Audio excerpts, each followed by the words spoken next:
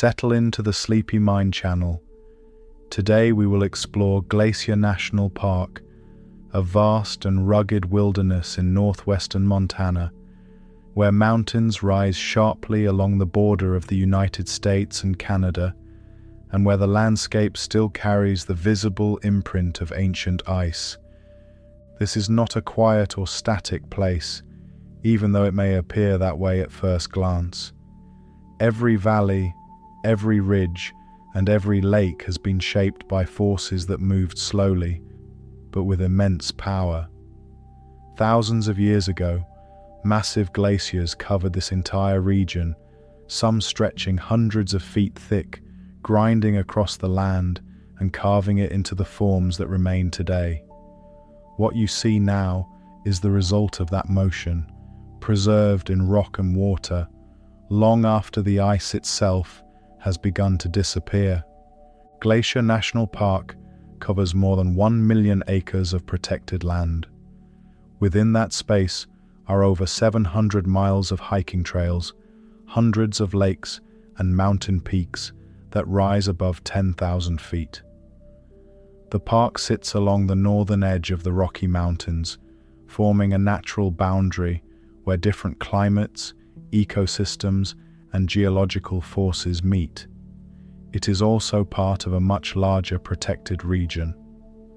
To the north, it connects directly with Waterton Lakes National Park in Canada, creating the world's first international peace park, a shared landscape that allows wildlife and natural systems to move freely across national borders. If you like videos like this, feel free to like and subscribe, and more videos will be posted weekly. This connection between countries is not just symbolic. It creates one of the largest intact ecosystems in North America.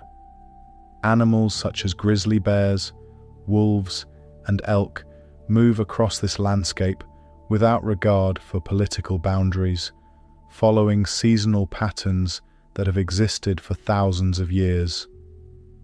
This uninterrupted movement allows populations to remain genetically strong and stable, something that is increasingly rare in a world where many habitats are fragmented. The shape of the land itself tells the story of its past. Unlike valleys formed by rivers, which tend to cut narrow paths, the valleys here are wide and U-shaped, carved by thick, moving ice that scraped across entire mountain faces. High above these valleys are cirques, bowl-shaped basins where glaciers once formed and gathered. Waterfalls spill from hanging valleys, where smaller glaciers once joined larger ones, leaving behind steep drops that now channel snowmelt into the rivers below. Many of the park's lakes sit within these carved basins. Their water is often a striking shade of blue or green, caused by fine particles of rock ground down by glaciers and suspended in the water.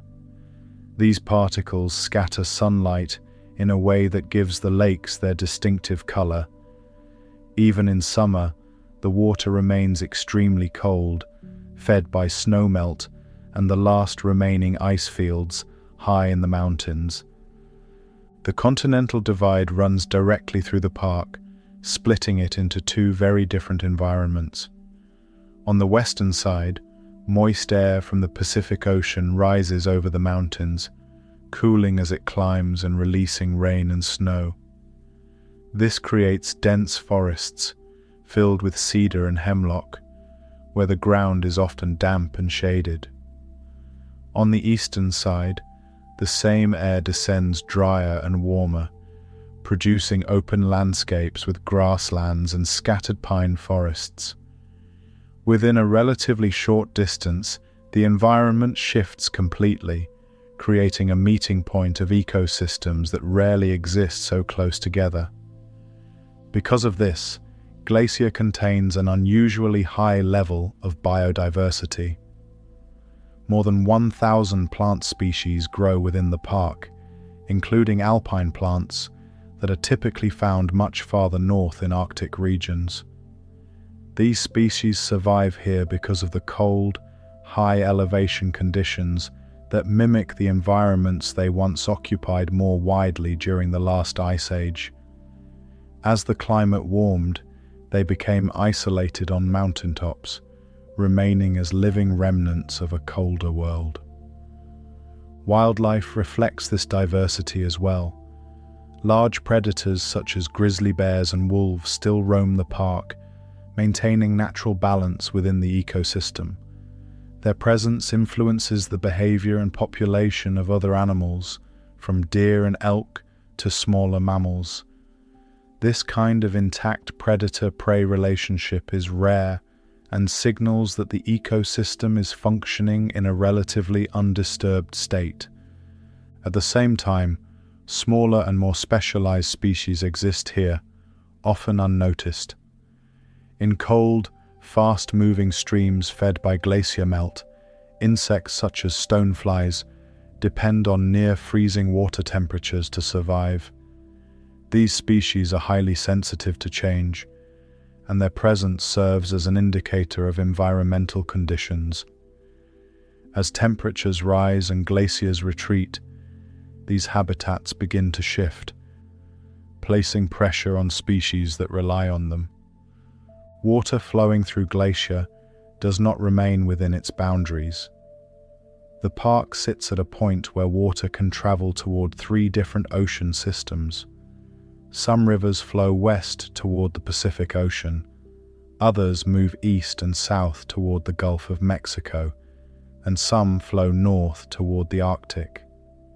This unique feature connects glacier to ecosystems across the continent, making it an important source of fresh water far beyond its borders. Weather in the park adds another layer of complexity. Conditions can change rapidly, especially at higher elevations. A clear sky in the morning can give way to clouds and storms by afternoon, as air rises and cools over the mountains. Snow can fall at any time of year at higher altitudes, and temperatures can shift quickly even within a single day. These rapid changes shape how plants grow, how animals behave, and how visitors experience the landscape.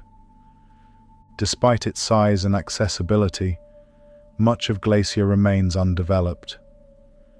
Large areas are roadless, preserving a sense of wilderness that is increasingly difficult to find. This allows natural processes to continue with minimal interference.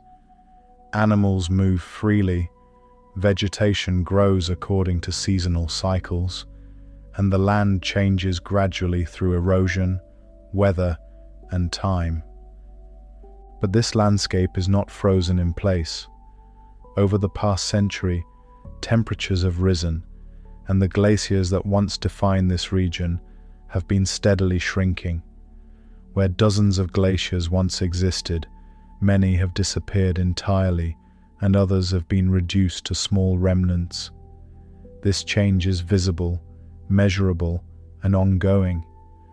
It affects not only the appearance of the mountains, but also the flow of water, the health of ecosystems, and the future of species that depend on cold environments. Even with these changes, Glacier remains one of the most complete examples of a mountain ecosystem shaped by ice. It is a place where the past is still visible in the present, where geological forces have left clear evidence of their work, and where natural systems continue to respond to shifting conditions. High above the valleys, where snow lingers late into the year and the air grows thinner, the origins of this landscape become even more apparent, revealing how ice once gathered, moved, and reshaped everything in its path. Long before the valleys opened into the wide, sweeping forms seen today, this entire region lay buried beneath immense fields of ice. These glaciers were not isolated patches clinging to mountaintops, but vast, connected bodies that filled valleys, spilled over ridges, and pressed outward across the northern Rocky Mountains with steady, unstoppable force. At their peak, some of these glaciers reached hundreds of feet in thickness. The sheer weight of that ice compressed everything beneath it, while gravity slowly pulled the mass downhill. This movement was almost imperceptible in the moment, yet over thousands of years it became one of the most powerful shaping forces the land had ever experienced. The ice did not simply sit in place. It moved, carrying rock, grinding surfaces, and reshaping entire mountain systems as it advanced. As the glaciers pushed forward, they transformed narrow river valleys into broad open corridors. Instead of cutting sharply downward like flowing water, the ice spread outward, carving deep, rounded troughs with steep walls rising on either side. These U-shaped valleys remain one of the clearest signatures of glacial movement. Standing within them now, the scale becomes apparent. The valley floors are wide and relatively flat, while the surrounding walls rise abruptly, marking the height and reach of the ice that once filled the space completely. Higher in the mountains, snow accumulated year after year in sheltered depressions. Over time, this snow compacted into dense ice, forming the beginnings of smaller glaciers within bowl-shaped basins known as cirques. These cirques acted as collection points, feeding larger glacier systems below as the ice thickened and began to move. Where two cirques formed on opposite sides of a ridge, the rock between them was gradually sharpened into narrow, jagged edges known as arêtes. In places where multiple glaciers carved into a single peak from different directions, the result was a sharply pointed summit, shaped by erosion on all sides. The movement of glaciers was not smooth or clean. Embedded within the ice were fragments of rock, ranging from fine sediment to large boulders. As the glacier advanced, these materials were dragged across the surface below, scraping and polishing the rock. This process left behind grooves and striations that still mark exposed surfaces today. In certain areas, entire sections of bedrock appear smoothed and scored, evidence of the immense pressure and friction exerted by moving ice. As temperatures gradually increased and the climate shifted, the glaciers began to retreat. This retreat did not happen suddenly. It unfolded over long periods, with the ice advancing during colder phases and pulling back during warmer ones. Each stage left behind traces in the landscape. Along the edges and ends of glaciers, piles of rock and sediment accumulated, forming ridges known as moraines. These features now stand as markers, outlining where the ice once extended and how it changed over time. In many of the basins carved by glaciers, meltwater collected as the ice withdrew. These basins filled to form the lakes that now define much of the park's scenery. Some are long and narrow, tracing the exact paths of ancient glaciers, while others spread outward across valley floors, reflecting the sky and surrounding peaks. The water in these lakes often carries fine particles of ground rock, suspended in the meltwater. This gives them a striking blue or green color, shifting with the angle of light and the amount of sediment present. The retreat of glaciers also altered how water moved through the landscape. Streams began to flow through newly exposed valleys, following paths shaped by the ice. Waterfalls formed where smaller hanging valleys met larger ones, dropping sharply to the valley floor below. These features continue to evolve as erosion gradually reshapes the land in the absence of the massive ice flows that once dominated the region. Although the great ice sheets of the past have mostly vanished, remnants still remain at higher elevations. These smaller glaciers occupy shaded cirques and north-facing slopes, where conditions remain cold enough to slow their melting. They continue to feed streams with cold water, sustaining ecosystems that depend on stable, low temperatures. However, their size and number have declined significantly over the past century, reflecting broader changes in climate. This reduction in ice has consequences that extend beyond the visual landscape. As glaciers shrink, the steady supply of meltwater they once provided becomes less reliable. Streams that depended on glacial runoff may experience lower flows during late summer when snowmelt has already diminished. This affects not only the physical environment, but also the plants and animals that rely on consistent water sources. Cold-adapted species are particularly sensitive to these changes. Insects that require near-freezing water conditions, along with fish adapted to cold streams, face shrinking habitats as temperatures rise. These shifts can alter entire food webs, as changes at one level influence species above and below it. The presence or absence of glacial meltwater becomes a key factor in determining which species can survive in certain areas. Even as the ice continues to recede, its influence remains deeply embedded in the landscape.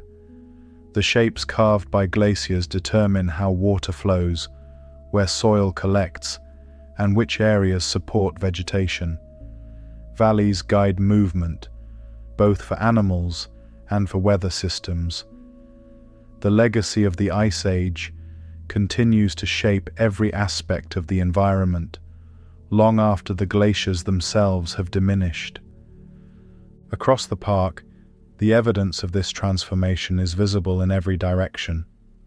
Smooth rock surfaces, steep valley walls, and scattered deposits of sediment all point to a time when ice dominated the terrain. What exists now is not a separate landscape, but the continuation of that process, gradually shifting as conditions change and new forces take hold. Across the park, movement through the landscape is not limited to water, ice, or wildlife. Human pathways now trace many of the same routes shaped by natural forces, following valleys, ridgelines, and passes that were first carved by glaciers and shaped by erosion. These paths allow access into a terrain that would otherwise remain difficult to reach, opening the interior of the park while still respecting the structure of the land itself. More than 700 miles of trails extend across Glacier National Park, forming one of the most extensive hiking networks in the United States. These trails were not placed at random. Early planners and guides studied the terrain carefully, choosing routes that followed natural contours, avoiding steep erosion-prone slopes, and connecting key features such as lakes, passes, and valleys. Many trails gradually climb along ridgelines or wind through forests, before emerging into open alpine areas, where the scale of the landscape becomes fully visible. This network allows movement through multiple environments within a relatively short distance.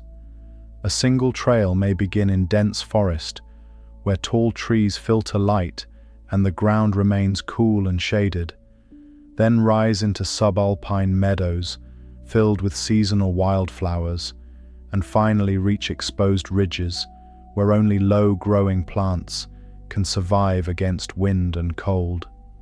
Each transition reflects changes in elevation, temperature, and moisture, all of which were influenced by the original shaping of the land by glaciers. While trails provide access on foot, one of the most significant human-made routes through the park follows a different approach. The Going to the Sun Road stretches approximately 50 miles across the park, crossing the Continental Divide at Logan Pass at an elevation of over 6,600 feet. Built during the 1930s, the road was designed to navigate extremely rugged terrain without overwhelming it. Engineers carved it into mountainsides, often following narrow ledges, carefully aligning the route with the natural shape of the land. Instead of forcing a direct path through obstacles, the road curves and bends, adapting to the terrain.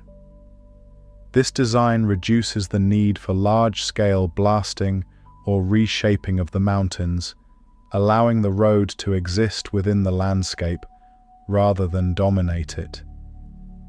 In many sections, the road appears to cling to the cliffs, offering wide views across valleys that were once filled with ice.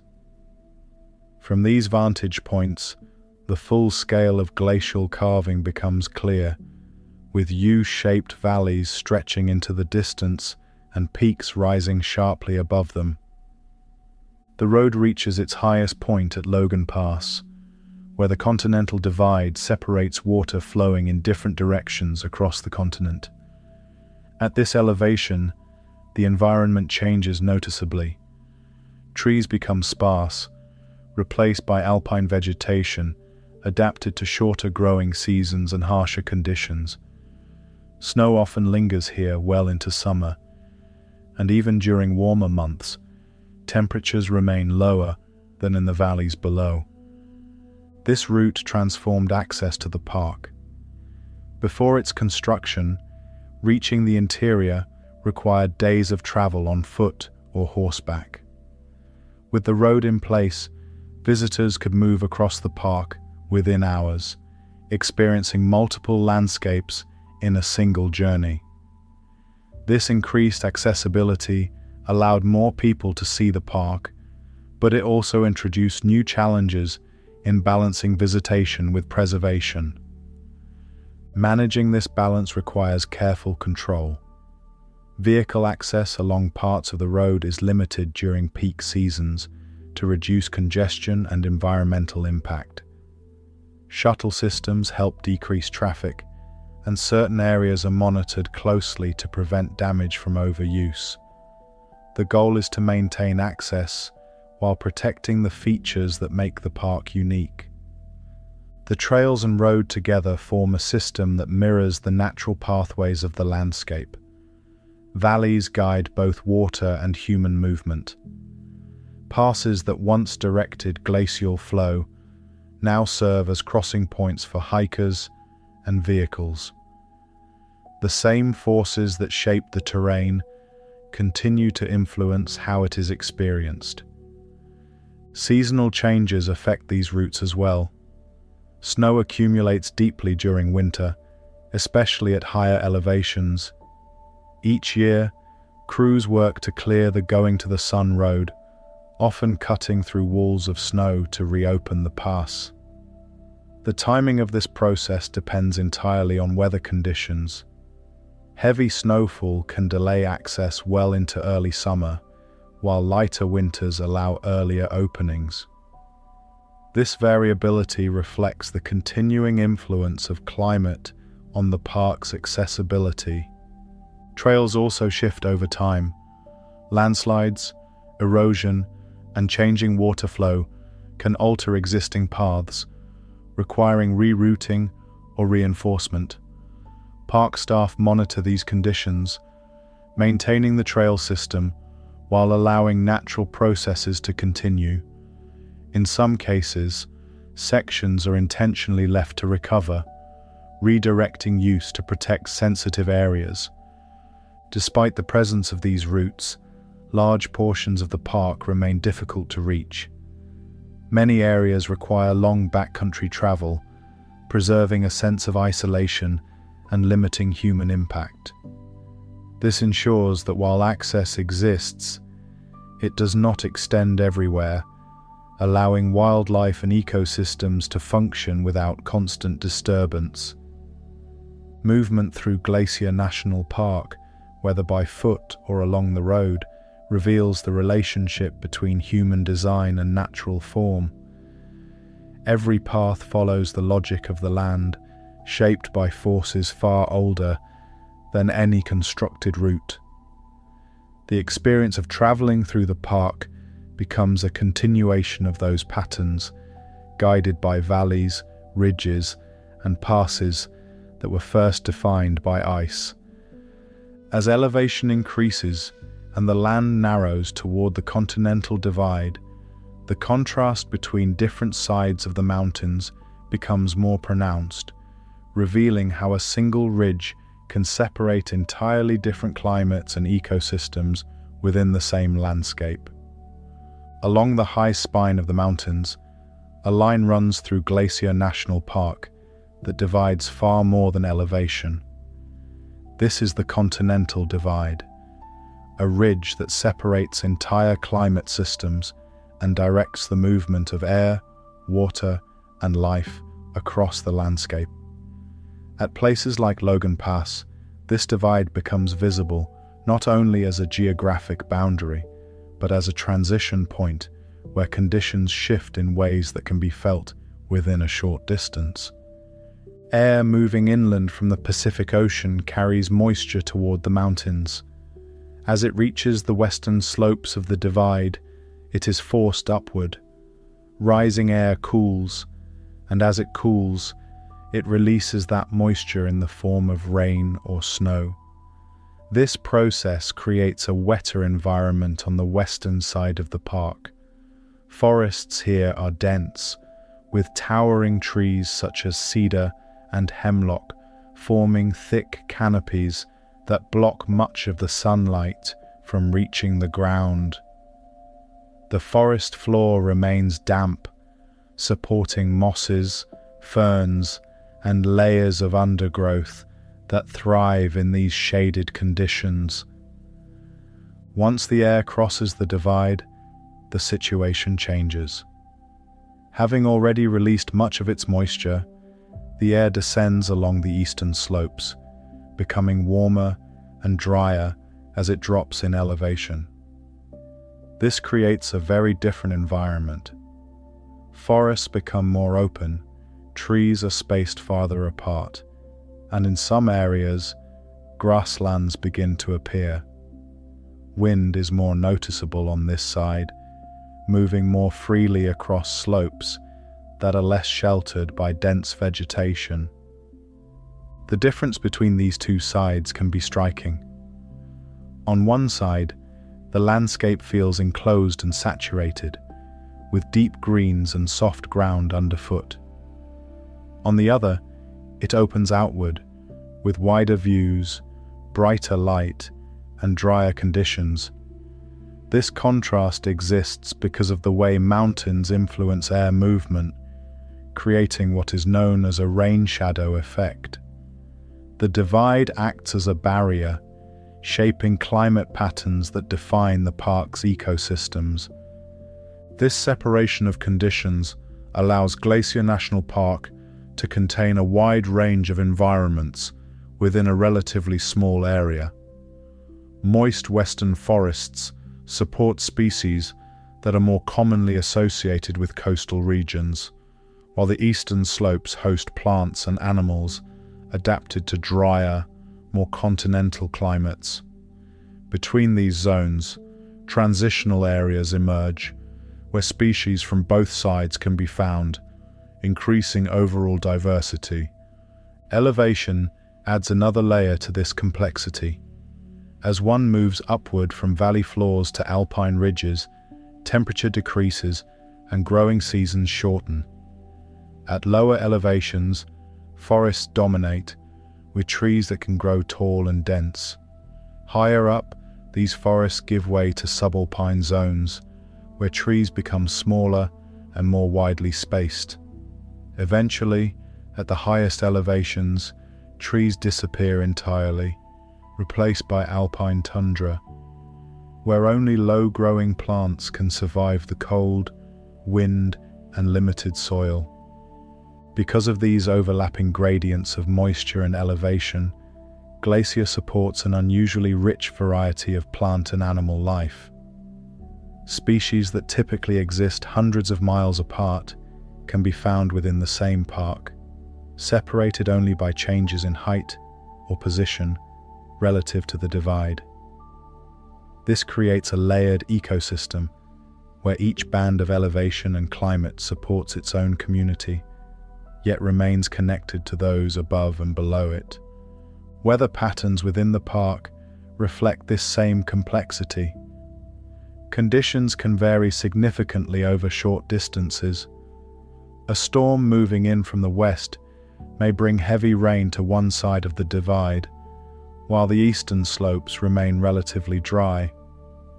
Clouds often gather along ridgelines, forming quickly as air rises, then dissipate just as rapidly as conditions shift. This variability contributes to the dynamic nature of the park, where no 2 days are exactly the same. These climate differences also influence how water moves through the landscape. Snowfall tends to be heavier on the western side, feeding streams and rivers that flow through dense forested valleys. On the eastern side, with less precipitation, water sources can be more limited and more dependent on seasonal snowmelt. This affects not only the availability of water, but also how ecosystems develop and sustain themselves over time. The presence of the continental divide means that Glacier is not defined by a single climate, but by the interaction of several. It serves as a meeting point where different environmental conditions overlap, creating opportunities for species to adapt, migrate, and coexist. This diversity is one of the park's defining characteristics, shaped directly by the influence of the mountains on air and water movement. Changes in climate have the potential to alter this balance. Shifts in temperature or precipitation patterns could change how much moisture reaches each side of the divide. If conditions become warmer overall, snow may fall as rain more often, reducing snowpack and altering the timing of water flow through the park. These changes would not affect both sides equally, potentially reshaping the boundaries between ecosystems over time. Because of this, scientists study these zones closely, tracking how vegetation, wildlife, and water systems respond to changing conditions. By observing differences across the divide, they can better understand how climate influences the distribution of life in mountain environments. Glacier provides a natural setting where these processes can be observed in detail, offering insight into broader patterns that extend beyond the park itself. Standing along the divide, the separation between these worlds becomes clear. On one side, moisture gathers and forests grow thick and deep. On the other, the land opens and dries, shaped by wind and sun. Between them lies a narrow ridge that directs not only weather, but the movement of life across the entire region, setting the stage for the remarkable diversity that follows. Where the effects of elevation and climate begin to overlap, Glacier National Park becomes something far more complex than a single landscape. It becomes a meeting ground, a place where multiple ecosystems exist side by side, layered vertically across the mountains and stretched horizontally across the terrain. This convergence is not accidental. It is the direct result of geography, climate, and the long influence of glacial shaping, all working together to create a rare concentration of life within a relatively confined space. At lower elevations, particularly along the eastern edges of the park, the land opens into grasslands and prairie-like environments. Here, sunlight reaches the ground more directly, and moisture is limited compared to the western slopes. These conditions support grasses, shrubs, and scattered trees, forming habitats that resemble the plains that extend far beyond the park's boundaries. Winds move more freely across these open areas, and seasonal changes can be more pronounced, with hotter summers and colder winters shaping how plants and animals survive. Moving upward, these open areas gradually transition into dense forests dominated by species such as spruce and fir, where cooler temperatures and increased moisture allow taller vegetation to thrive. In these forests, the canopy forms a layered structure, with taller trees capturing sunlight above, while smaller plants adapt to lower light levels below. The forest floor becomes a network of roots, fallen branches, and decomposing material, recycling nutrients back into the soil and supporting continuous growth. As elevation continues to rise, the forest begins to thin. Trees grow smaller and more widely spaced, shaped by wind, cold, and shorter growing seasons. This zone, often referred to as the subalpine, acts as a boundary between the dense forests below and the more exposed environments above. Snow lingers longer here, and the growing season becomes increasingly compressed. Trees often appear twisted or stunted, reflecting years of exposure to harsh conditions. Beyond this, the landscape opens into alpine tundra, where trees disappear entirely. In their place are low-growing plants, grasses, and wildflowers that are adapted to survive in thin soil, strong winds, and rapid temperature changes. During the brief summer, these areas can become filled with color as flowers bloom quickly, taking advantage of the short window between snowmelt and the return of colder conditions. This rapid cycle is essential for survival, as plants must grow, reproduce, and store energy within a limited time frame. Each of these layers supports its own community of life, yet they are not isolated. Animals move between them in response to seasons, food availability, and environmental conditions. A single species may rely on multiple zones throughout the year. For example, deer and elk may graze in open meadows during warmer months, then move into forested areas for shelter as conditions change. Mountain goats navigate steep alpine slopes, while bears travel across elevations, following food sources such as berries or spawning fish. Because these ecosystems exist so close together, Glacier supports an unusually high level of biodiversity. More than 1,000 plant species grow within the park, many of which are adapted to very specific conditions. Some of these plants are remnants from colder periods in Earth's history. As glaciers retreated and temperatures rose, species that once spread across larger areas became confined to higher elevations where cooler conditions still exist. These alpine environments now act as refuges, preserving species that might otherwise have disappeared from the region. In certain high elevation areas, the landscape resembles environments found much farther north. Small flowering plants, mosses, and lichens cling to rocky ground, growing in short bursts during brief summer periods. These plants have adapted to make the most of limited time, completing their life cycles quickly once snow melts.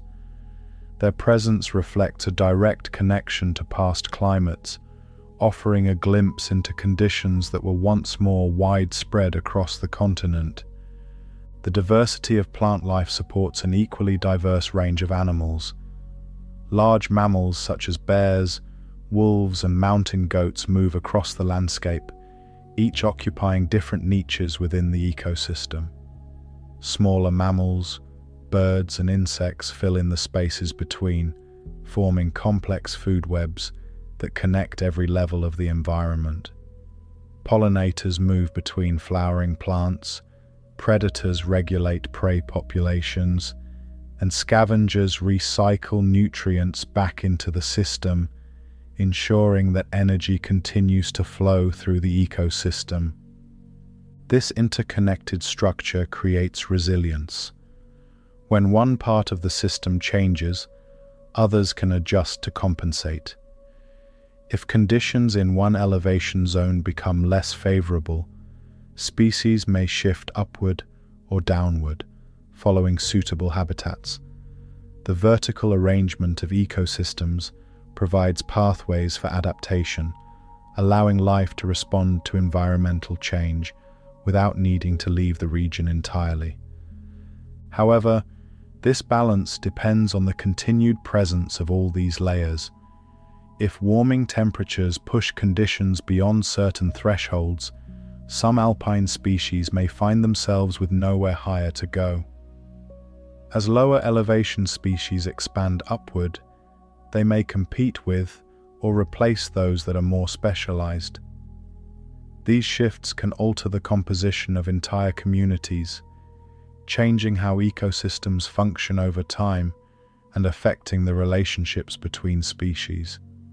Water availability also plays a critical role in maintaining these environments. Snowpack and glacial melt feed streams and soils, supporting plant growth across different elevations. In drier areas, even small changes in moisture can have significant effects. A slight reduction in water can limit plant growth, which in turn affects the animals that depend on those plants for food and shelter. Seasonal timing becomes important, as earlier snowmelt can shift the availability of water later in the year. Despite these pressures, the convergence of ecosystems within Glacier National Park remains one of its most defining features. It allows for a richness of life that would not exist if the landscape were uniform. The proximity of different environments creates opportunities for interaction, adaptation, and survival, forming a system that is both complex and deeply interconnected. Across short distances, the land shifts from grassland to forest, from forest to alpine tundra, each transition revealing a new layer of life shaped by the same underlying forces. These changes are not abrupt, but gradual, blending one into the next, in a continuous gradient that reflects the balance between climate, elevation, and time. Within this layered landscape, the smallest details begin to matter more. Soil depth, sunlight exposure, wind patterns, and the timing of snowmelt all influence what can grow and what can survive. These subtle differences shape the distribution of plant life, setting the stage for the adaptations that allow species to endure in such a demanding and constantly shifting environment. Plant life in Glacier National Park is shaped by pressure from every direction. Cold limits how long anything can grow. Wind strips moisture from exposed ground. Snow covers much of the landscape for months at a time, then melts in patterns that determine where water will remain and where the soil will dry too quickly. Even sunlight arrives unevenly, warming one slope while leaving another in shadow. The result is not a blanket of vegetation spread evenly across the mountains, but a highly ordered arrangement of plant communities, each one matched to a narrow set of conditions. At the highest elevations, survival begins with restraint. Plants cannot afford to grow tall, broad, or thin-skinned. The alpine zone is too exposed for that. Soil is shallow and often broken apart by freezing and thawing, which shifts loose stone and makes it difficult for roots to anchor deeply. Winds move hard across ridges and open slopes, increasing water loss at the exact elevations where moisture can already be hard to hold. Temperatures may rise under bright sun during the day, then drop sharply once clouds move in or evening arrives. In this setting, Any plant that wastes energy or water is quickly at a disadvantage. That is why many alpine species stay close to the ground. By growing low, they avoid the strongest wind and remain near surfaces warmed by the sun. Some form tight clusters or dense cushions, shapes that trap a small layer of warmer air around leaves and stems. Inside these compact forms, conditions are slightly less harsh than in the surrounding air. A difference of only a few degrees can matter in a place where frost may arrive even during summer. Other plants develop thick leaves, waxy surfaces, or fine hairs that slow the loss of moisture and reduce damage from cold air and bright sunlight reflected from rock and lingering snow. The short growing season forces another kind of discipline. At many high elevations, snow remains on the ground for most of the year. When it finally melts, plants have only a narrow window in which to grow, flower, and produce seeds. There's no time for delay. Some begin photosynthesis almost immediately after exposure, using stored energy from roots or stems to push out new growth as soon as the surface clears. Flowering can happen with surprising speed. Entire alpine meadows may appear to wake all at once, not because conditions have become easy, but because every species is working against the same strict deadline. This rapid timing is not random.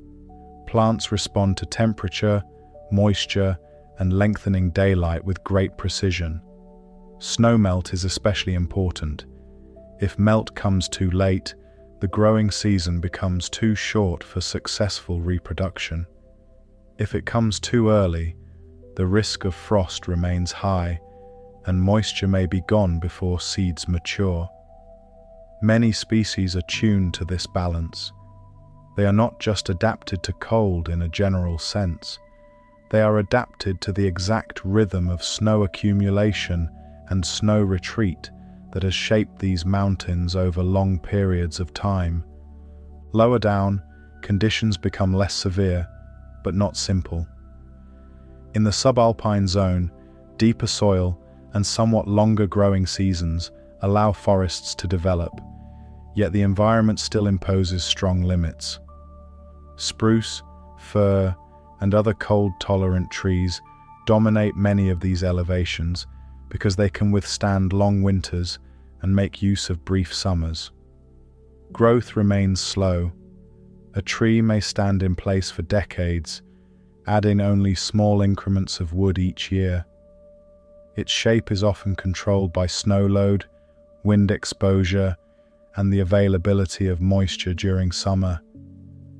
This is why trees near the upper edge of forest may appear uneven, narrow, or bent. The tree line itself marks a biological boundary created by climate. Above a certain elevation, young trees struggle to survive because winter injury, wind exposure, and short summers prevent them from establishing stable growth. Below that line, forest can take hold. Above it, only lower, more flexible forms tend to persist. This sharp change from upright forest to open alpine vegetation gives the park one of its most striking transitions, and it exists because plant growth is governed not by appearance alone, but by the physical limits of temperature, exposure, and time. Among the trees adapted to these mountain conditions, larch stands out. Unlike most conifers, it drops its needles in autumn.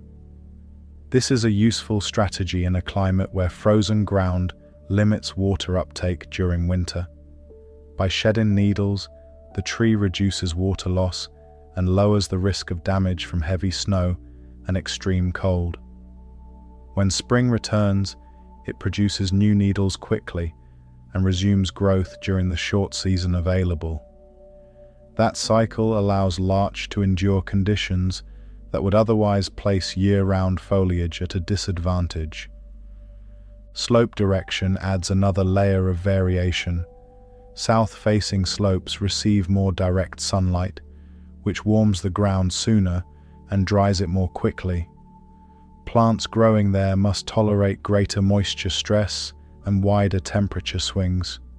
North-facing slopes remain cooler and hold snow longer, often supporting denser vegetation and species that depend on steadier moisture.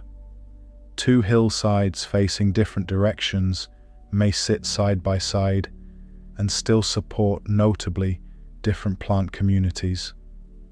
In mountain landscapes, small differences in angle and exposure can matter as much as major differences in elevation. Water availability ties all of this together. Snowpack functions as a seasonal storage system, holding moisture high in the mountains and releasing it slowly as temperatures rise. Where snow accumulates deeply, meltwater can feed soils and streams long into summer. Where accumulation is thin or uneven, the ground may dry much earlier. In some places, plants depend less on visible surface water than on moisture moving gradually beneath the soil, supplied by melting snowfields upslope. This hidden movement can sustain roots after open ground appears dry, which is one reason vegetation patterns do not always match what the surface seems to show. Plant communities also support the rest of the park in direct ways. Wildflowers feed pollinators during the brief mountain summer. Shrubs produce berries that become important food sources for birds and mammals, including bears preparing for winter. Forest cover moderates temperature at ground level, slows snowmelt, and helps protect soil from erosion. Roots stabilize slopes. Fallen needles and leaves build organic matter. Nothing in this system is ornamental. Each layer of vegetation participates in the larger workings of the ecosystem. Climate change places pressure on these patterns by altering timing as much as temperature. Earlier snowmelt can extend the apparent length of the growing season, but that does not always benefit plants. Moisture may disappear sooner in summer. Frost risk may remain high in early season. Pollinators and flowering plants may shift on different schedules, weakening reproduction. Warmer conditions can also allow lower elevation species to move upward, bringing new competition into habitats that were once protected by cold. Alpine specialists face the sharpest risk because they already occupy the highest and coolest available ground. There's only so far upward they can go. Even so, the plant life of Glacier National Park remains one of the clearest expressions of how living things adjust to environmental limits.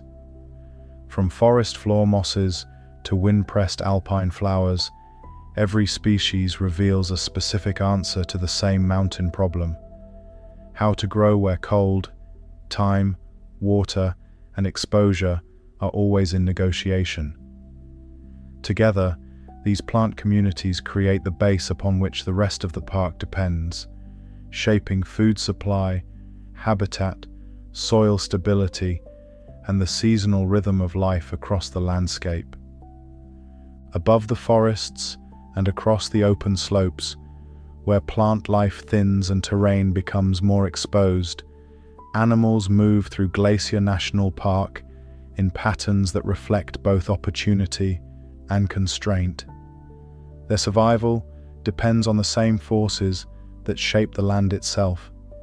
Food availability, elevation, seasonal change, and terrain all influence where animals can live, how they move, and how they interact with one another. Among the most visible of these animals are mountain goats, often seen high on steep cliffs and narrow ledges. These locations are not chosen at random. The steep terrain provides protection from predators, creating natural refuges that few other animals can access. Their hooves are uniquely adapted for this environment, with a hard outer edge that grips rock and a softer inner surface that conforms to uneven ground. This combination allows them to maintain balance on surfaces that appear nearly vertical. Despite their strong association with the park, mountain goats were introduced in the early 20th century. Over time, they established stable populations and adapted well to the alpine environment. Their presence is now a regular part of the high-elevation landscape, though it remains closely monitored to ensure they do not place excessive pressure on fragile alpine vegetation. In areas where plant growth is already limited, even small increases in grazing can have lasting effects. Bighorn sheep occupy a different part of the landscape. They are more commonly found on lower slopes and open terrain where visibility is high. This allows them to detect predators from a distance and rely on speed and agility to escape when necessary. Their curved horns, which grow larger with age, are used in physical contests between males.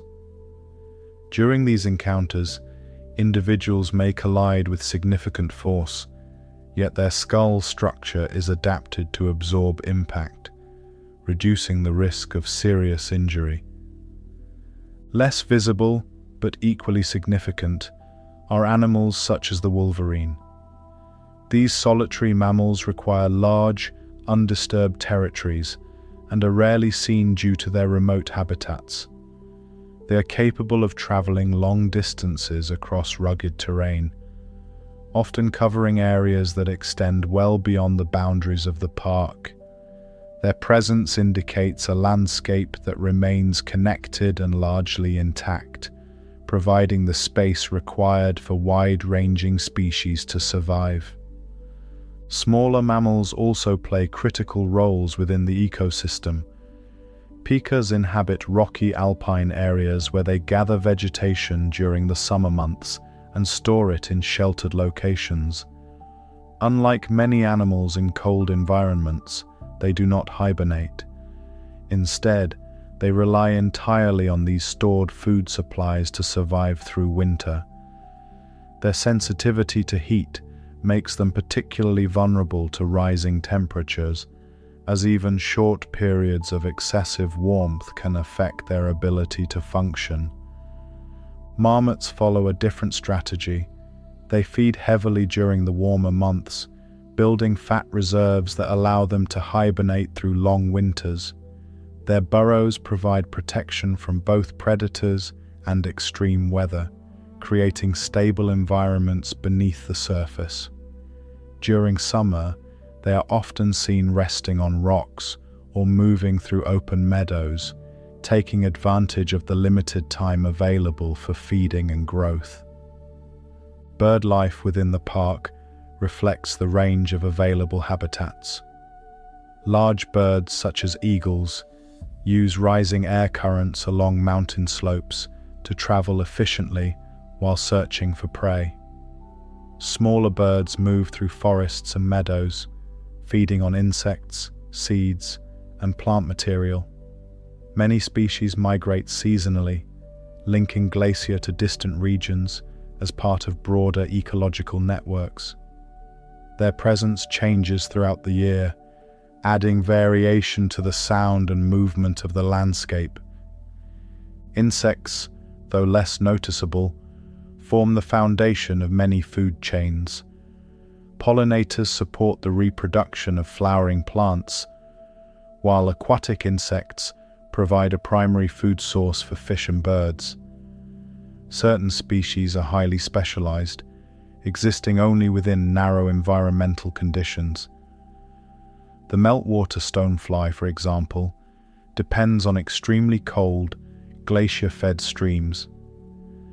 Its survival is directly tied to water temperature, making it one of the most sensitive indicators of environmental change within the park. Reptiles and amphibians are less common due to the colder climate and shorter active seasons. Those that do exist are typically found in lower elevation areas where conditions are slightly more stable. Their limited presence highlights the constraints imposed by temperature and seasonal variation, reinforcing how strongly climate influences the distribution of life. The movement of these animals is shaped by the structure of the land. Steep cliffs, open meadows, dense forests, and flowing water all create boundaries and pathways. Animals do not move randomly across the landscape. Their routes follow terrain that provides access to food, shelter, and safety. Seasonal changes further influence these patterns as snow depth, temperature, and resource availability shift throughout the year.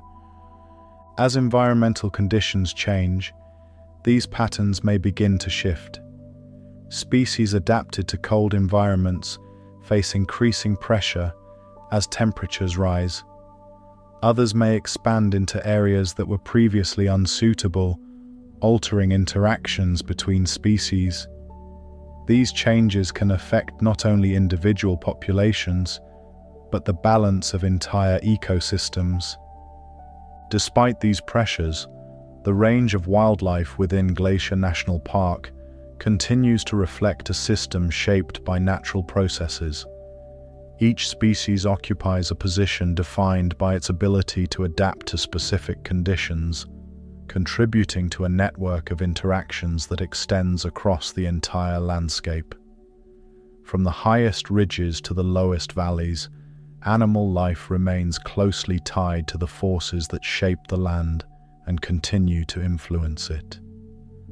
Water moves through Glacier National Park as a system that begins high above the valleys and extends far beyond the mountains themselves.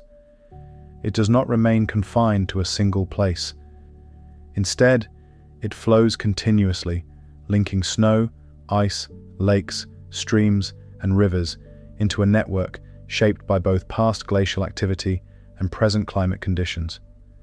Every stage of this movement reflects a balance between storage and release, accumulation and flow. During winter, water is stored in the form of snow. Storm systems deposit layer upon layer across the mountains, building a snowpack that varies depending on elevation, slope direction, and exposure to wind. In sheltered basins and along western slopes, snow can accumulate deeply, forming a dense reserve that will not fully melt until well into late spring or early summer.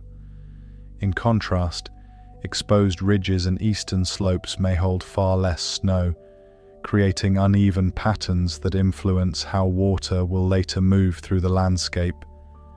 As temperatures rise, melting begins gradually. Lower elevations respond first, where sunlight and warmer air initiate the release of water from snow. This meltwater begins to flow downward, following pathways that were carved thousands of years ago by glaciers. These pathways are not random. They reflect the shape of the land itself, with valleys guiding the direction of flow and basins collecting water in areas where glaciers once carved deep depressions into the rock. Streams form as this meltwater gathers. At first, they may appear as small channels, but as melting intensifies, they expand into fast-moving systems that carry significant volumes of water. The steep terrain of the park increases the speed of this movement.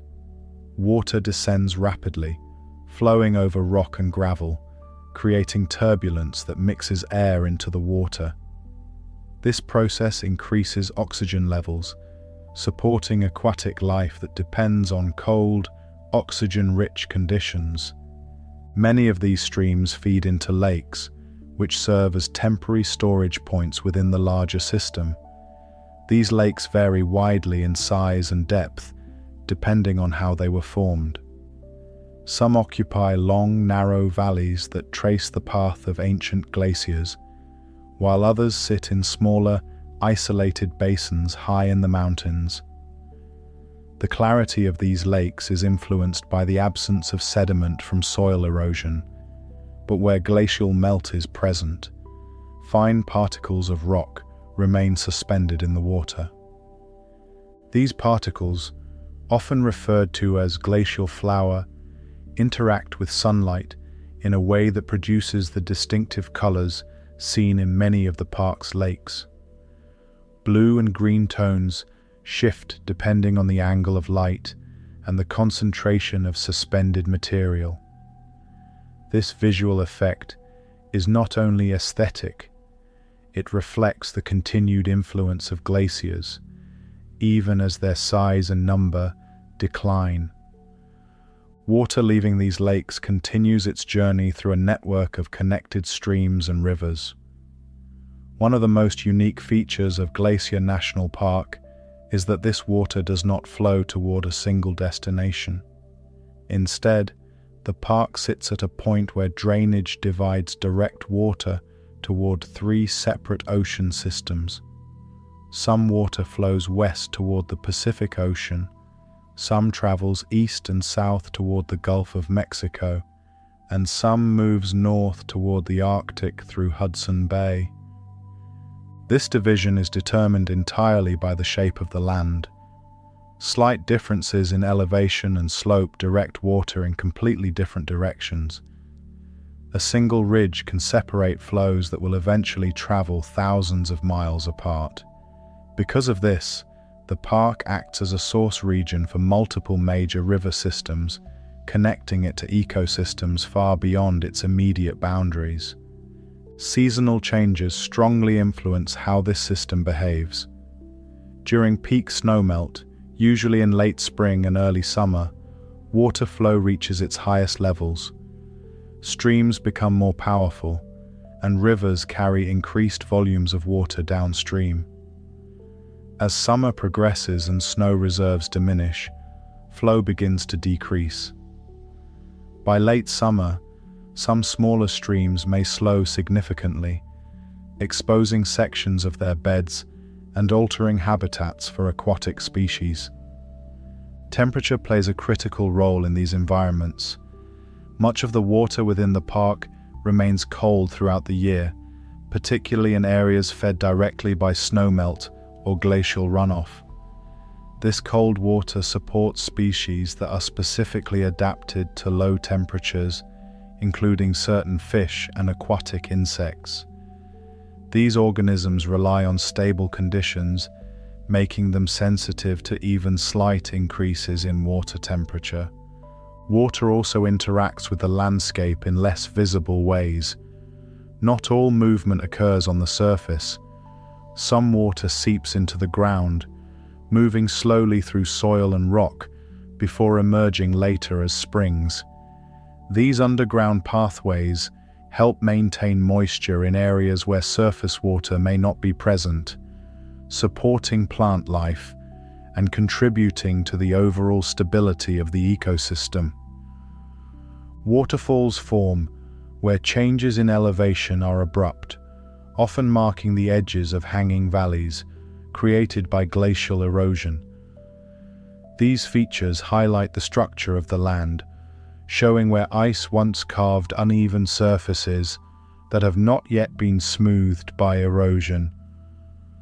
As water falls, it breaks into smaller droplets, increasing oxygen content and influencing conditions downstream. Changes in climate are beginning to affect this entire system.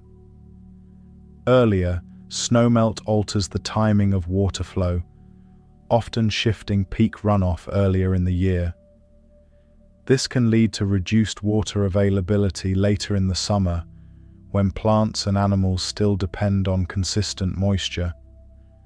At the same time, shrinking glaciers reduce the long-term supply of cold meltwater, gradually changing both water temperature and volume. Despite these changes, the water systems within Glacier National Park remain largely intact. The limited development within the park allows natural processes to continue without significant interruption. This makes it possible to observe how water moves through a mountain environment under relatively undisturbed conditions. From the highest snowfields to the lowest valleys, water connects every part of the landscape. It carries the imprint of past glacial activity, responds to present climate conditions, and extends its influence far beyond the boundaries of the park itself. Across Glacier National Park, water does more than move through valleys and collect in lakes.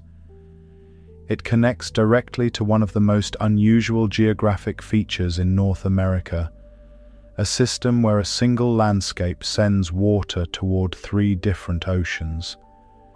This is made possible by the positioning of the park along major continental divides, where elevation and slope determine the direction water will travel over vast distances. At the center of this system is a high point in the surrounding region known as the Triple Divide. From this area, water can begin a journey toward the Pacific Ocean, the Gulf of Mexico, or the Arctic Ocean through Hudson Bay. Within Glacier National Park, this division is expressed through the arrangement of ridges, valleys, and drainage basins that guide water in specific directions. Even small variations in terrain can determine whether a drop of water will travel west, east, or north. On the western side of the park, water flows toward the Pacific. Streams and rivers feed into larger systems that eventually connect to major waterways, such as the Columbia River. These routes carry cold mountain water through forested landscapes, supporting ecosystems that depend on steady flow and relatively stable temperatures. The movement of water in this direction reflects the influence of moisture coming from the Pacific, which contributes to the wetter conditions found on the western slopes. To the east and south, water follows a different path. Rivers originating in Glacier feed into systems that eventually reach the Gulf of Mexico, often through the Missouri and Mississippi river networks. These waters travel across plains and through varied climates, carrying with them nutrients and sediment that influence ecosystems far beyond the mountains. The journey from high elevation snowfields to distant lowlands illustrates the scale at which this system operates. To the north, water flows toward the Arctic through Hudson Bay. This route is less commonly recognized, yet it represents a significant part of the park's hydrological system. Streams moving in this direction cross into Canada, linking Glacier to northern ecosystems that experience colder climates and different seasonal patterns. The presence of this northern flow highlights the park's role as a connector between regions that might otherwise seem unrelated. The existence of these 3 drainage directions within a relatively small area gives Glacier National Park a unique position. It acts as a source region for multiple major watersheds, meaning that changes within the park can influence environments across a large portion of the continent. Snowpack levels, timing of melt, and water temperature all play roles in shaping downstream conditions. The pathways that water follows are not fixed in the sense of being rigid channels. They are influenced by ongoing processes such as erosion, sediment movement, and seasonal variation. Over long periods, rivers can shift course slightly, and landscapes can adjust as water continues to carve and reshape the terrain.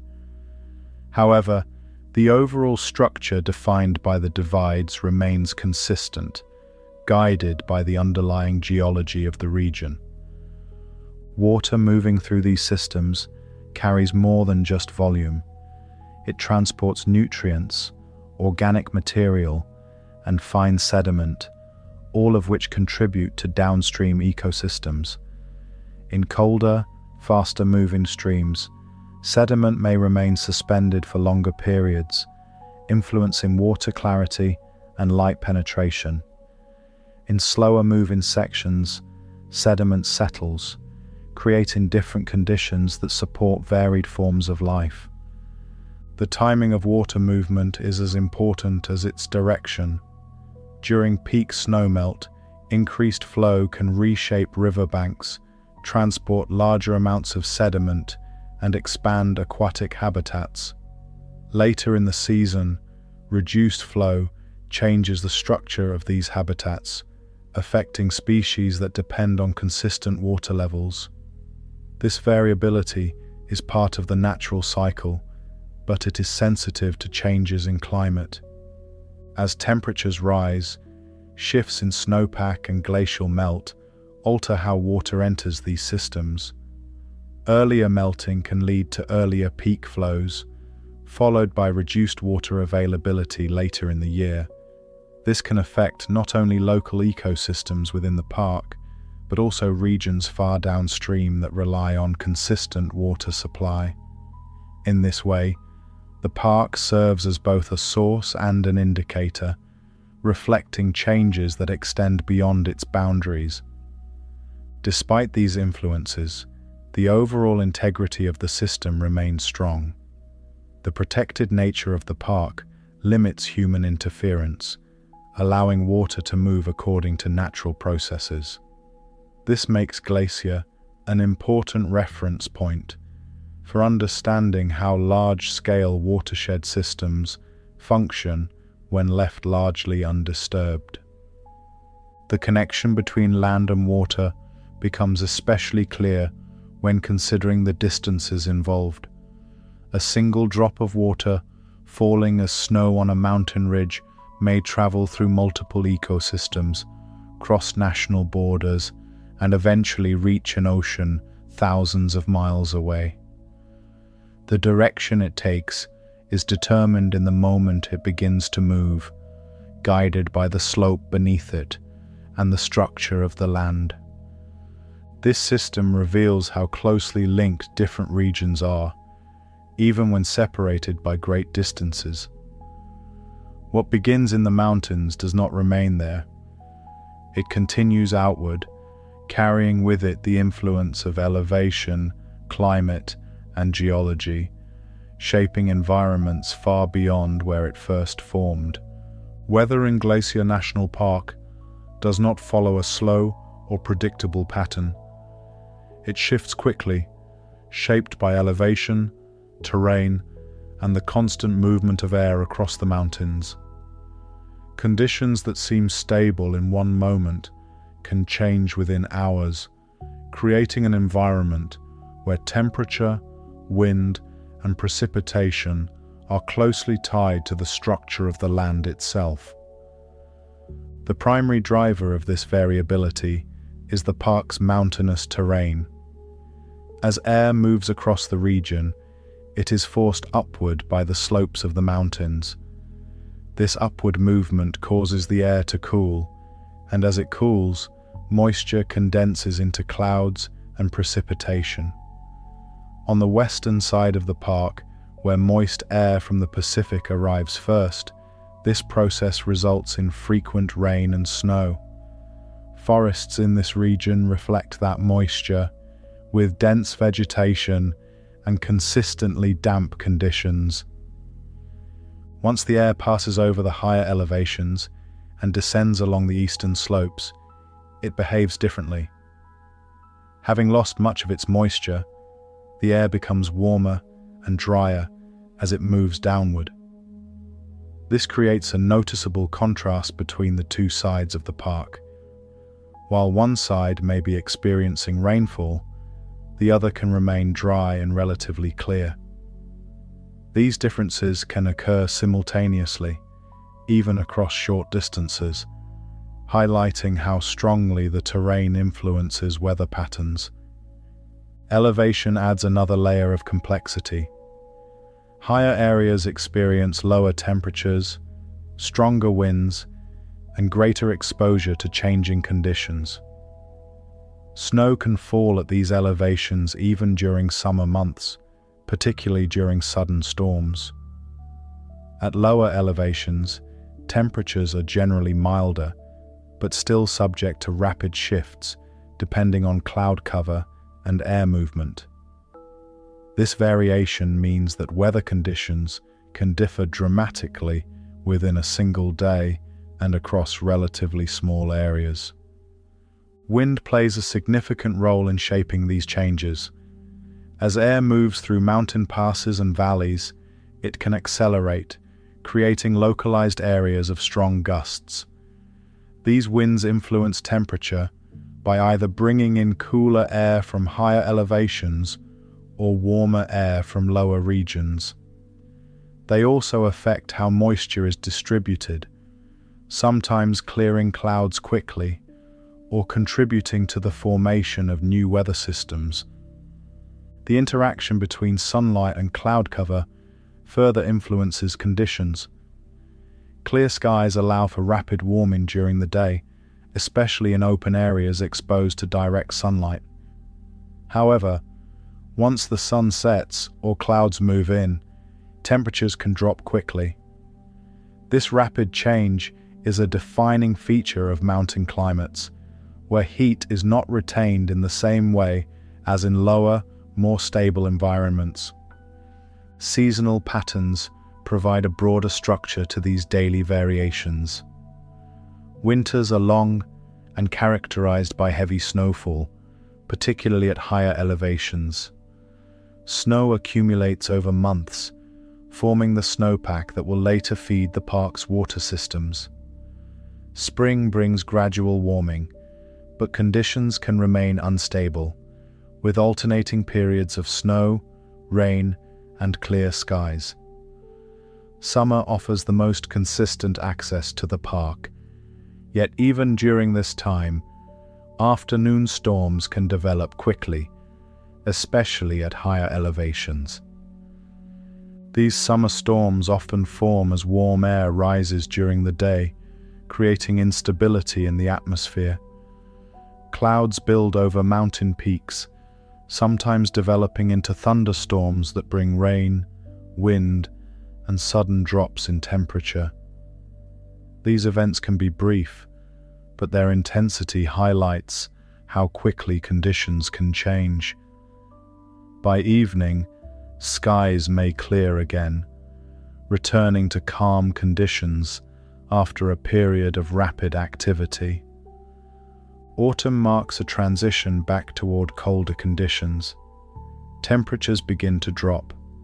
Snowfall becomes more frequent at higher elevations, and daylight hours shorten.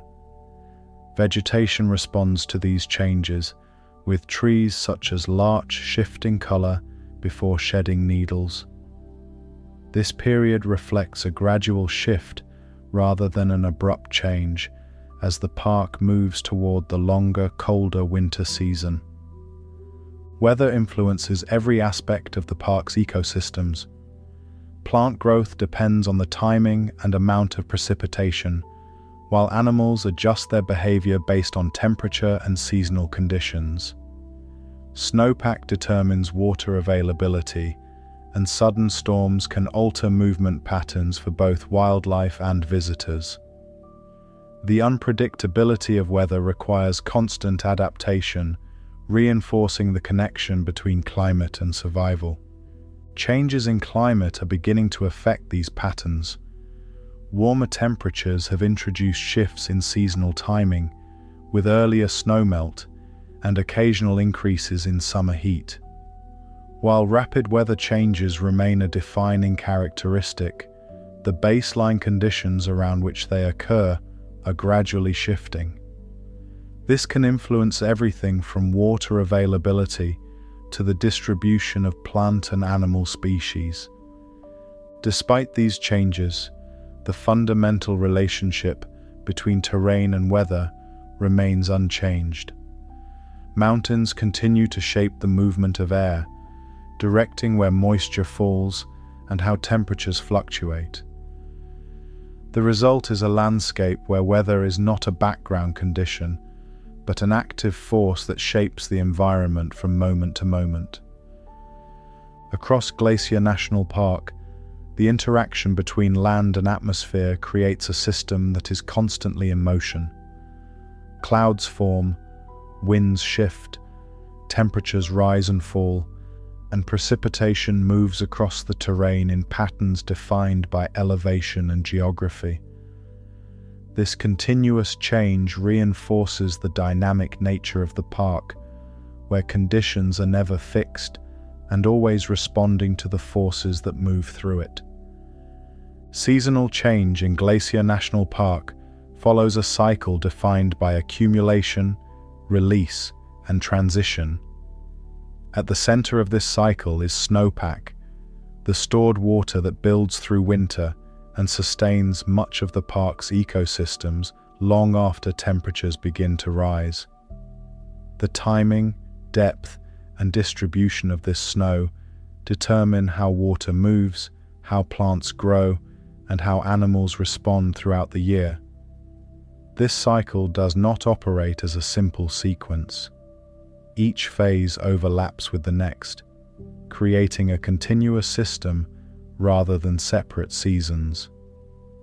Winter begins with the steady accumulation of snow across the mountains. Storm systems deposit layer upon layer, gradually compressing into a dense and stable pack at higher elevations. This snow does not fall evenly. Western slopes, influenced by moisture from the Pacific, tend to receive heavier snowfall, while eastern areas may remain comparatively drier. Wind plays a critical role in redistributing this snow, removing it from exposed ridges and depositing it in sheltered basins where it can accumulate more deeply. These differences create an uneven reserve of water that will shape the entire system in the months that follow. As winter continues, the snowpack becomes the primary storage of water within the landscape. Rivers slow, many smaller streams freeze or become buried, and surface water becomes less visible. Beneath the snow, however, activity continues. The insulating properties of snow prevent extreme temperature fluctuations at ground level, allowing soil processes to remain relatively stable. Small amounts of water continue to move beneath the surface, preserving moisture that will later support plant growth. This hidden phase is essential, as it maintains continuity between seasons, even when the landscape appears dormant. Spring marks the beginning of release. As temperatures rise, melting begins first at lower elevations and on slopes that receive more direct sunlight. Meltwater flows downward, feeding streams and rivers that begin to increase in volume. This process moves upward across the landscape over time, creating a staggered pattern where different elevations enter the growing season at different moments. The result is not a single transition, but a progression that unfolds across space as well as time. This staggered melting creates a sequence of ecological response. At lower elevations, plants begin to grow as soon as the ground is exposed. Animals respond quickly, moving into areas where food becomes available. As snow retreats further up the mountains, these patterns repeat at higher elevations. This creates a moving wave of activity that travels upward through the park, following the retreat of snow. Insects emerge, pollinators become active, and plant growth accelerates in a coordinated response to changing conditions. Summer represents the period of maximum biological activity, but even this phase is shaped by earlier conditions. Early summer is defined by strong water flow from continued snowmelt, feeding streams, lakes, and soil systems. This supports rapid plant growth and provides consistent resources for animals. As the season progresses, the influence of snowpack begins to diminish. Water flow decreases, particularly in areas where accumulation was limited during winter. This creates a shift from abundance to constraint, requiring plants and animals to adjust once again. Plants respond by relying on stored moisture or deeper root systems. Some species are adapted to withstand periods of reduced water availability, while others may slow growth or enter dormant states. Animals adjust their movement patterns, seeking out remaining water sources or shifting to different elevations where conditions are more favorable. These adjustments are part of the system's balance, allowing it to function even as resources become less evenly distributed. Autumn introduces another transition, marked by declining temperatures and reduced daylight. Plant growth slows, and many species begin to prepare for winter conditions. Deciduous plants shed leaves or needles to conserve energy, while others enter dormant states that allow them to survive freezing temperatures. Animals respond in different ways. Some migrate to lower elevations, following food availability and more stable conditions. Others prepare for hibernation, building fat reserves that will sustain them through months of inactivity. The timing of these seasonal shifts is critical. Small changes can produce large effects across the ecosystem.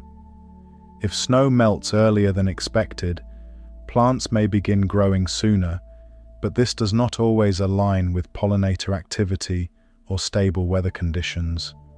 Late frosts can damage early growth, reducing reproduction and affecting food availability for other species. Similarly, delays in snowfall can extend exposure to cold without the insulating protection that snow normally provides. Aquatic systems are closely tied to this cycle. Snowmelt determines the timing and volume of water entering streams and lakes. During peak melt, rivers expand and carry increased sediment and nutrients. As melt decreases, water levels drop and temperatures may rise slightly. These changes influence aquatic species, particularly those adapted to cold, stable conditions. Variations in flow and temperature can alter habitats, affecting both survival and reproduction. Long-term changes in climate are beginning to affect these patterns. Earlier snowmelt has been observed in some areas, shifting the timing of peak water flow and extending the snow-free period. While this may appear to create longer growing seasons, it often results in reduced water availability later in summer, when demand remains high. This creates a mismatch between timing and resource availability, placing additional stress on both plants and animals. The snowpack itself is becoming less predictable in certain regions. Variations in snowfall and temperature affect how much water is stored and how consistently it is released.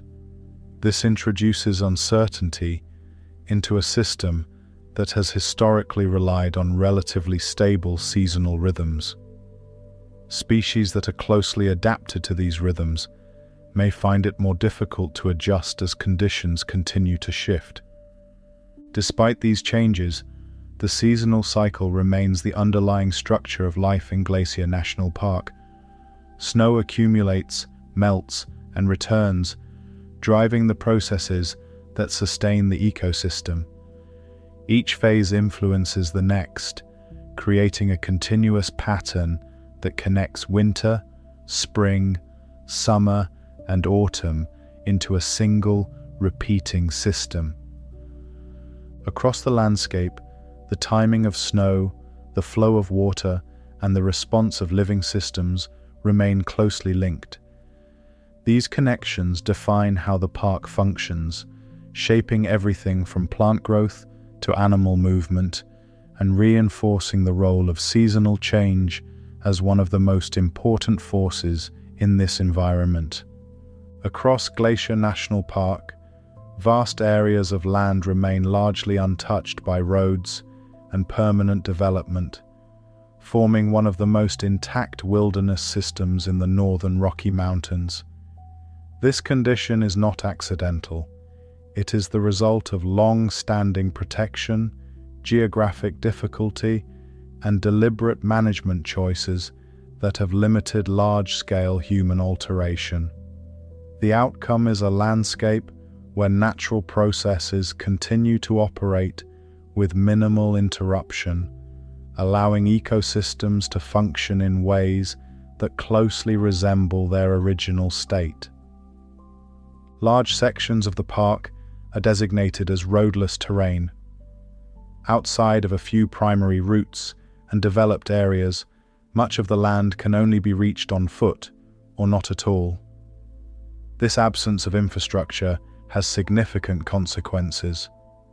Without roads cutting across valleys or ridges, animal movement remains largely unrestricted.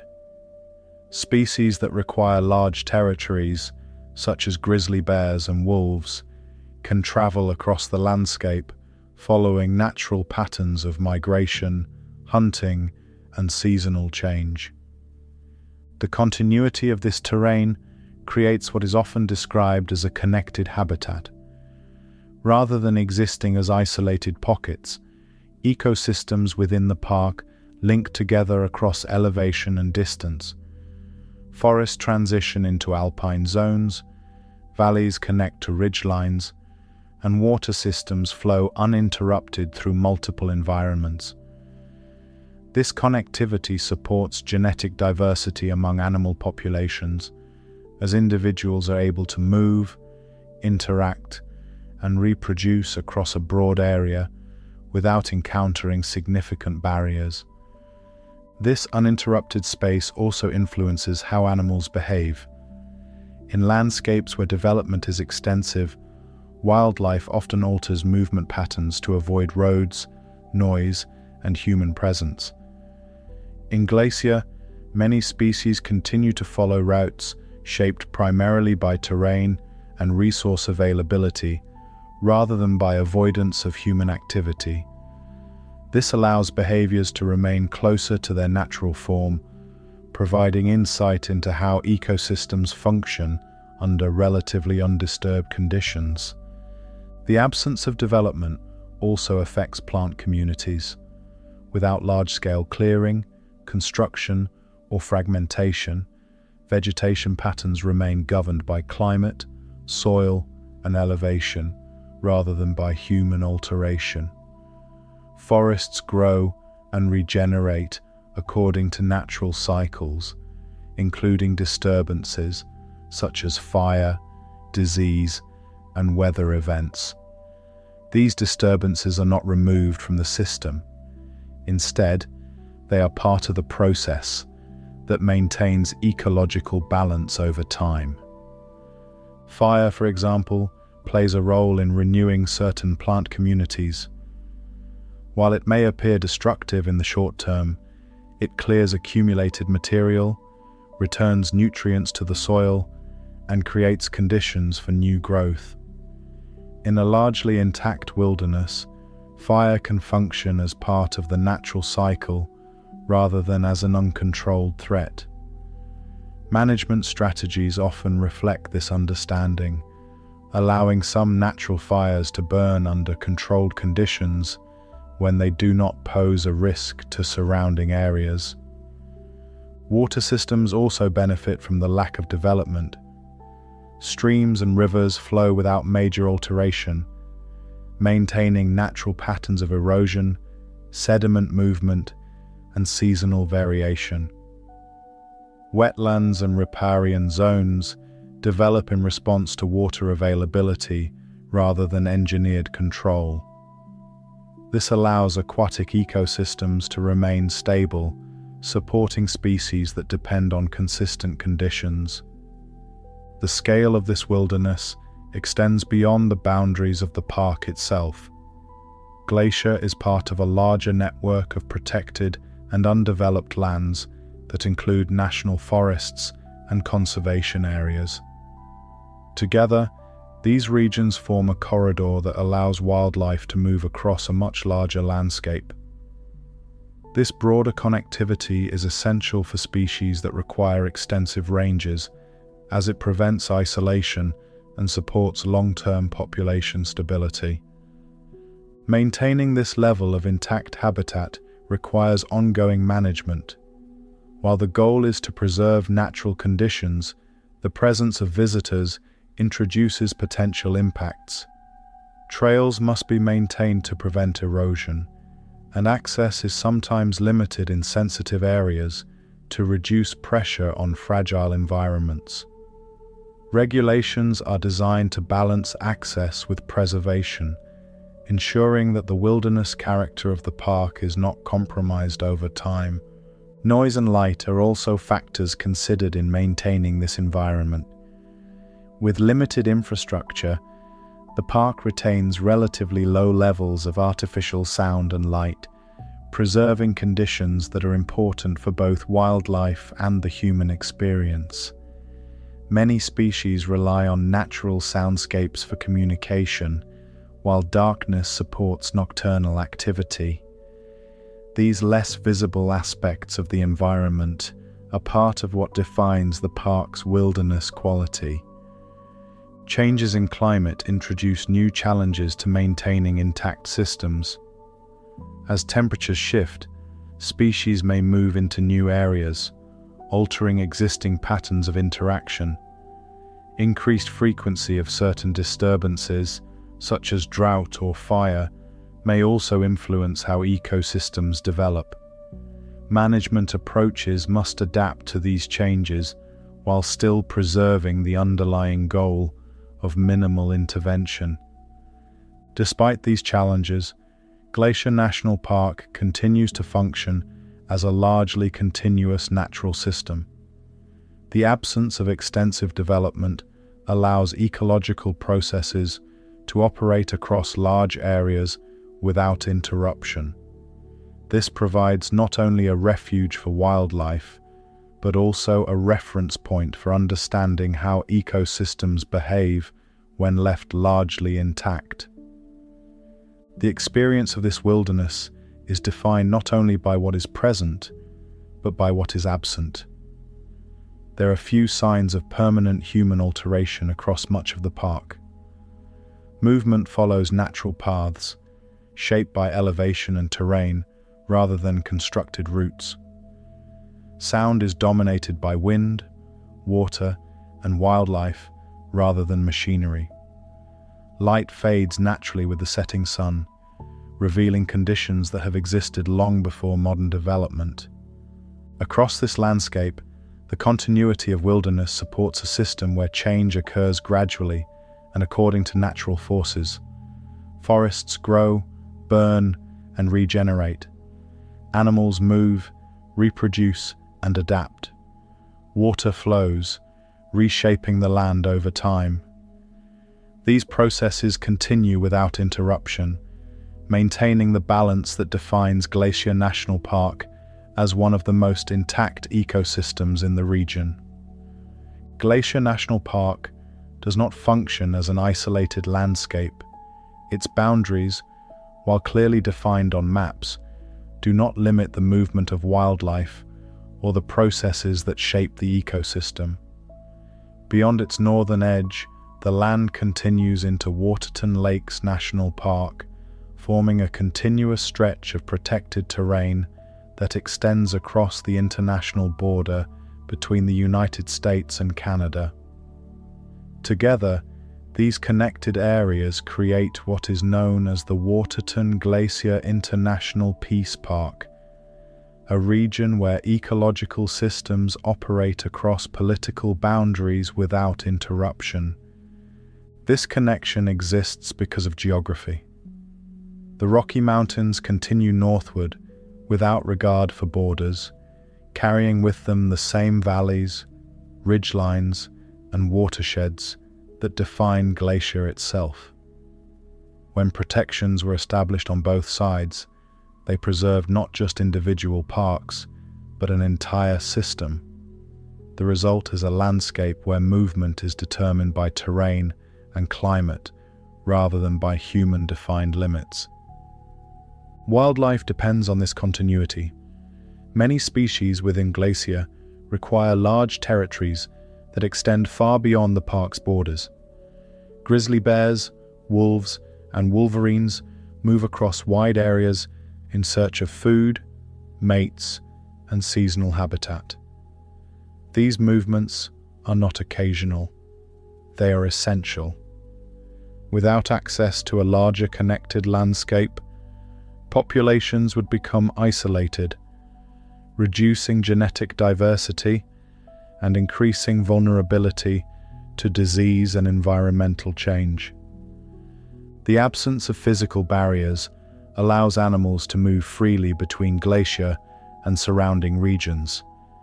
There are no fences dividing the park from its northern counterpart, and in many areas, the transition across the border is not visible in the landscape itself. A river valley or mountain pass that begins in Montana may continue seamlessly into Alberta, providing a natural route for migration and movement. These pathways have existed for thousands of years, shaped by the same glacial forces that carved the terrain. This freedom of movement supports what is known as genetic exchange. When animals from different areas interact and reproduce, they introduce variation into the population. This variation strengthens the overall resilience of the species, making it better able to adapt to changing conditions. In isolated populations, this exchange is limited, leading to increased risk over time. The transboundary nature of this region helps prevent that isolation, maintaining healthier and more stable populations. The scale of this connected habitat also supports seasonal movement. Animals do not remain in a single location throughout the year. They move in response to temperature, food availability, and environmental conditions. In winter, some species shift to lower elevations or more sheltered areas. In summer, they may move higher into alpine regions where food becomes available. These movements often cross the international boundary, reflecting patterns that are guided by survival rather than geography. The corridor extends beyond the immediate connection between Glacier and Waterton. Surrounding national forests and protected lands contribute to a broader network that stretches across much of the northern Rocky Mountains. This larger system allows for even greater movement, connecting populations across a wide region. The park becomes one part of a much larger ecological framework, where processes operate on a scale that cannot be contained within a single protected area. This connectivity also influences predator and prey dynamics. As predators move across larger territories, they interact with multiple prey populations, maintaining balance across a wider landscape. Prey species, in turn, adjust their behavior and movement patterns in response, creating a dynamic system that operates across borders. The presence of this corridor allows these relationships to function more naturally, without the constraints that fragmented habitats can impose. Human management plays a role in maintaining this connection. Although the landscape itself remains largely open, policies and cooperation between the United States and Canada help ensure that wildlife can continue to move freely. Conservation efforts are often coordinated across the border, with shared goals of preserving habitat, monitoring populations, and responding to environmental changes. This collaboration reflects an understanding that ecosystems do not follow political boundaries, and that effective management must consider the entire system. The importance of this corridor becomes even more significant in the context of environmental change. As temperatures shift and conditions evolve, species may need to adjust their ranges to remain within suitable habitats. A connected landscape provides the space for these adjustments to occur. Without it, species may become trapped in areas that no longer meet their needs. The ability to move across large distances increases the chances of survival under changing conditions. Barriers outside the park, such as roads, development, and human activity, can still influence how effectively this corridor functions. While the core of the park remains largely intact, surrounding areas require careful management to prevent fragmentation. Efforts to maintain open pathways, reduce conflict, and limit disruption are part of the broader strategy to preserve connectivity across the region. The concept of a transboundary corridor also highlights the relationship between conservation and cooperation. The creation of the International Peace Park was not only a recognition of shared natural heritage, but also a commitment to working together to protect it. This cooperation extends beyond symbolic meaning. It shapes how research is conducted, how data is shared, and how strategies are developed to address challenges that affect both sides of the border. Water systems reinforce this connection. Rivers and streams that begin in Glacier often cross into Canada, or vice versa, linking the two regions through shared watersheds. Changes in water flow, temperature, or quality in one area can influence conditions in another.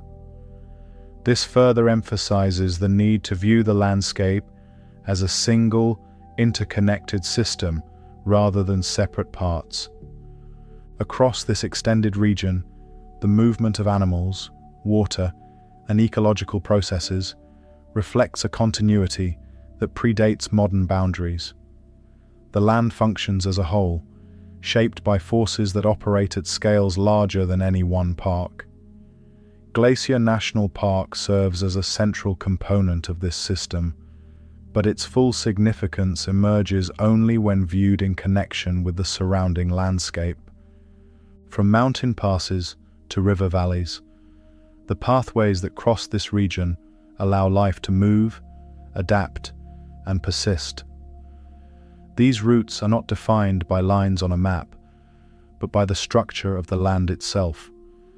As long as these pathways remain open, the systems they support can continue to function, maintaining the balance that defines this part of the Rocky Mountains. Long before Glacier National Park was formally protected, this landscape was part of a much older human story.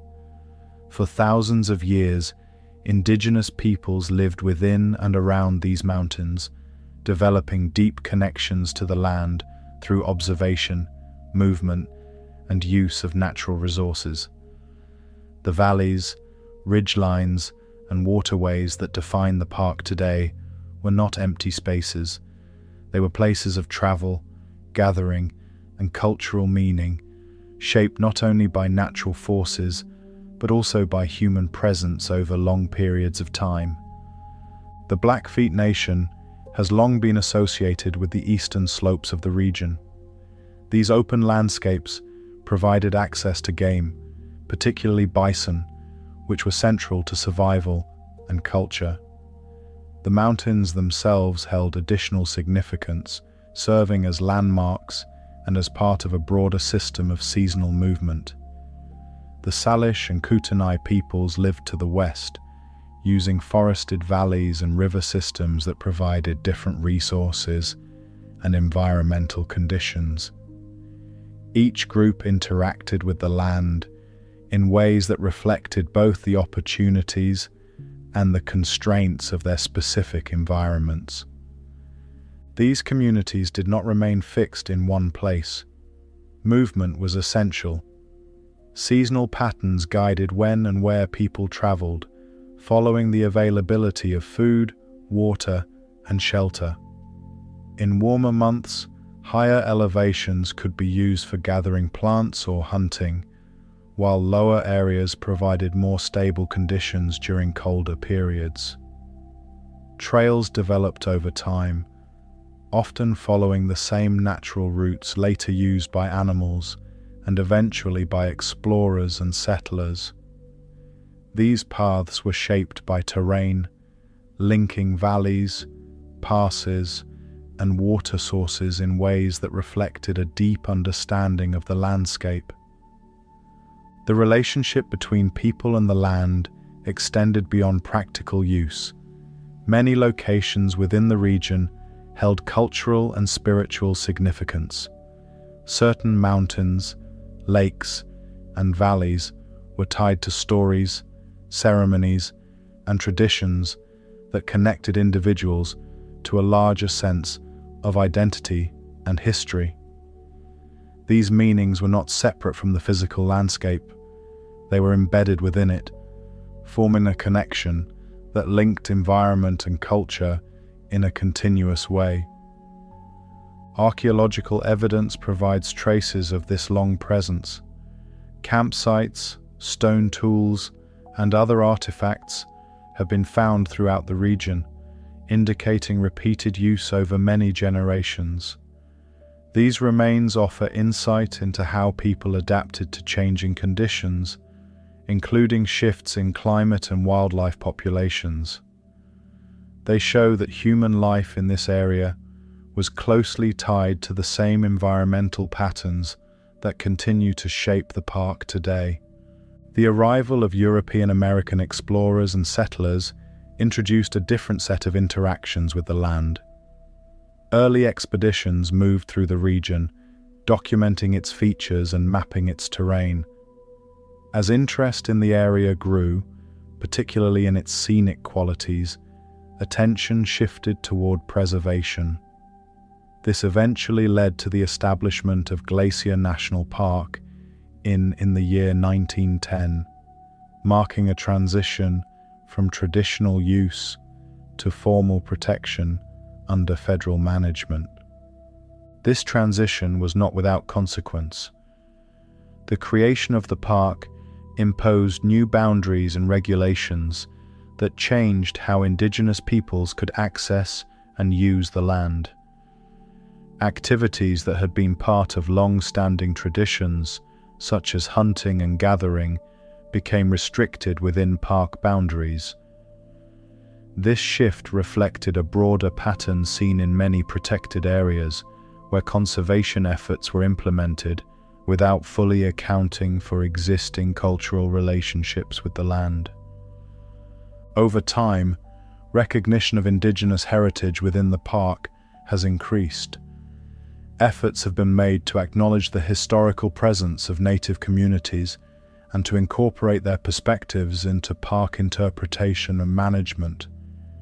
This includes collaboration with tribal governments, inclusion of traditional knowledge in ecological understanding, and the protection of cultural sites within park boundaries. Traditional ecological knowledge offers insights that complement scientific approaches. Observations passed down through generations provide information about plant behavior, animal movement, and environmental change. This knowledge is based on long-term interaction with the land, often extending beyond the timeframes covered by modern data collection. By combining these perspectives, a more complete understanding of the ecosystem can be developed. Cultural practices also continue to have a presence within the region.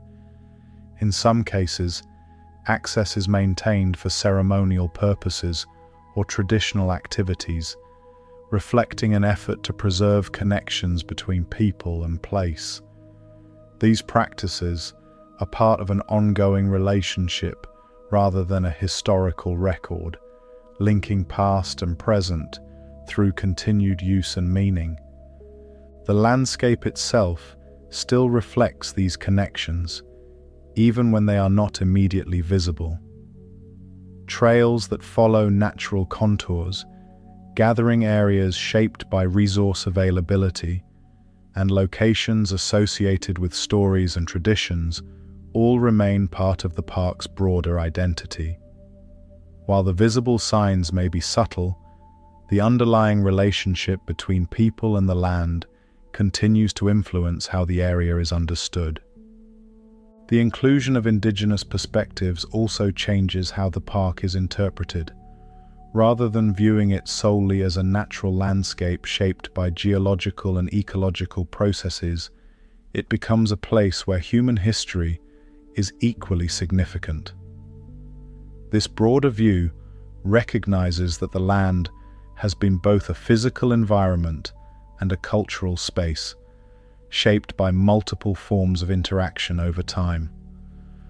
Looking forward, the relationship between Glacier National Park and indigenous communities continues to evolve. Increased collaboration, recognition of cultural heritage, and integration of traditional knowledge into management practices reflect a shift toward a more inclusive approach.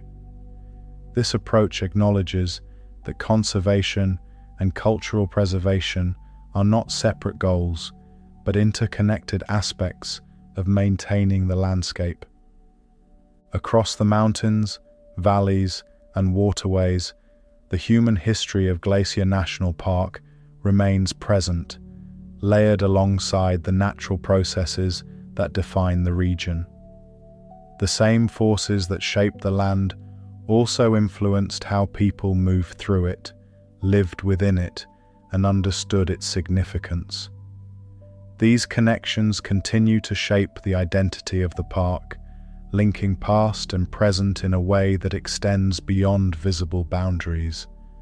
Within this broader context, Glacier is not only a place of natural beauty and ecological complexity, but also a landscape shaped by long-standing human relationships, where culture and environment remain closely connected. The establishment of Glacier National Park in the year 1910 marked a turning point in how this landscape was viewed and managed. What had long been a region shaped by natural forces and human presence became formally recognized as a protected area, valued not only for its resources, but for its scenery, ecological importance, and long-term preservation. This shift reflected a broader movement during the early 20th century, when large natural areas across the United States were set aside to prevent industrial development and maintain their natural character. At the time of its creation, Glacier was already known for its dramatic mountain landscapes, glacial valleys, and expansive wilderness. Explorers, surveyors, and early visitors had documented its features, drawing attention to its uniqueness within the Rocky Mountains. The combination of steep peaks, deep valleys, and visible glacial formations made it stand out as a place of both scientific interest and visual appeal. These qualities contributed to the decision to protect the area before large-scale development could take place. Transportation played a key role in opening the region to visitors. The expansion of the Great Northern Railway brought access to areas that had previously been difficult to reach. This connection allowed people to travel from distant parts of the country into the mountains, experiencing landscapes that had once required extended journeys on foot or horseback. The railway did more than provide access. It helped shape how the park would be experienced, promoting it as a destination where natural beauty could be observed directly. With increased access came the development of infrastructure designed to accommodate visitors. Lodges were constructed in strategic locations, often near lakes or at the base of mountain ranges. These structures were built using materials such as wood and stone, designed to reflect the surrounding environment rather than contrast with it. Their architecture followed a style intended to blend with the landscape, creating a sense of continuity between human structures and natural features. Among these buildings, places such as the Many Glacier Hotel and the Lake McDonald Lodge became central to the visitor experience. Positioned to provide views of mountains and water, they served as both accommodations and gathering points. Their design emphasized scale and openness, with large windows and shared spaces that allowed visitors to remain connected to the surrounding environment even while indoors. These lodges continue to function today, maintaining their historical character while adapting to modern needs. Tourism in the early years of the park was different from what it is today. Travel was slower, and visits often involved extended stays rather than short trips. Visitors would spend days or weeks exploring the area, using trails, guided tours, and early forms of transportation to move through the landscape.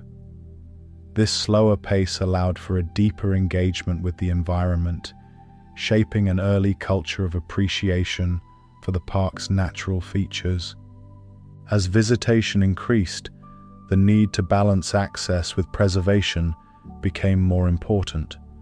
Roads such as the Going to the Sun Road were developed to provide entry into the interior of the park, but they were carefully designed to follow the natural contours of the land. Engineers worked with the terrain rather than against it, creating routes that allowed access while minimizing disruption.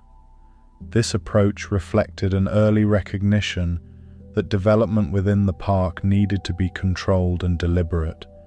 The presence of visitors also introduced new challenges.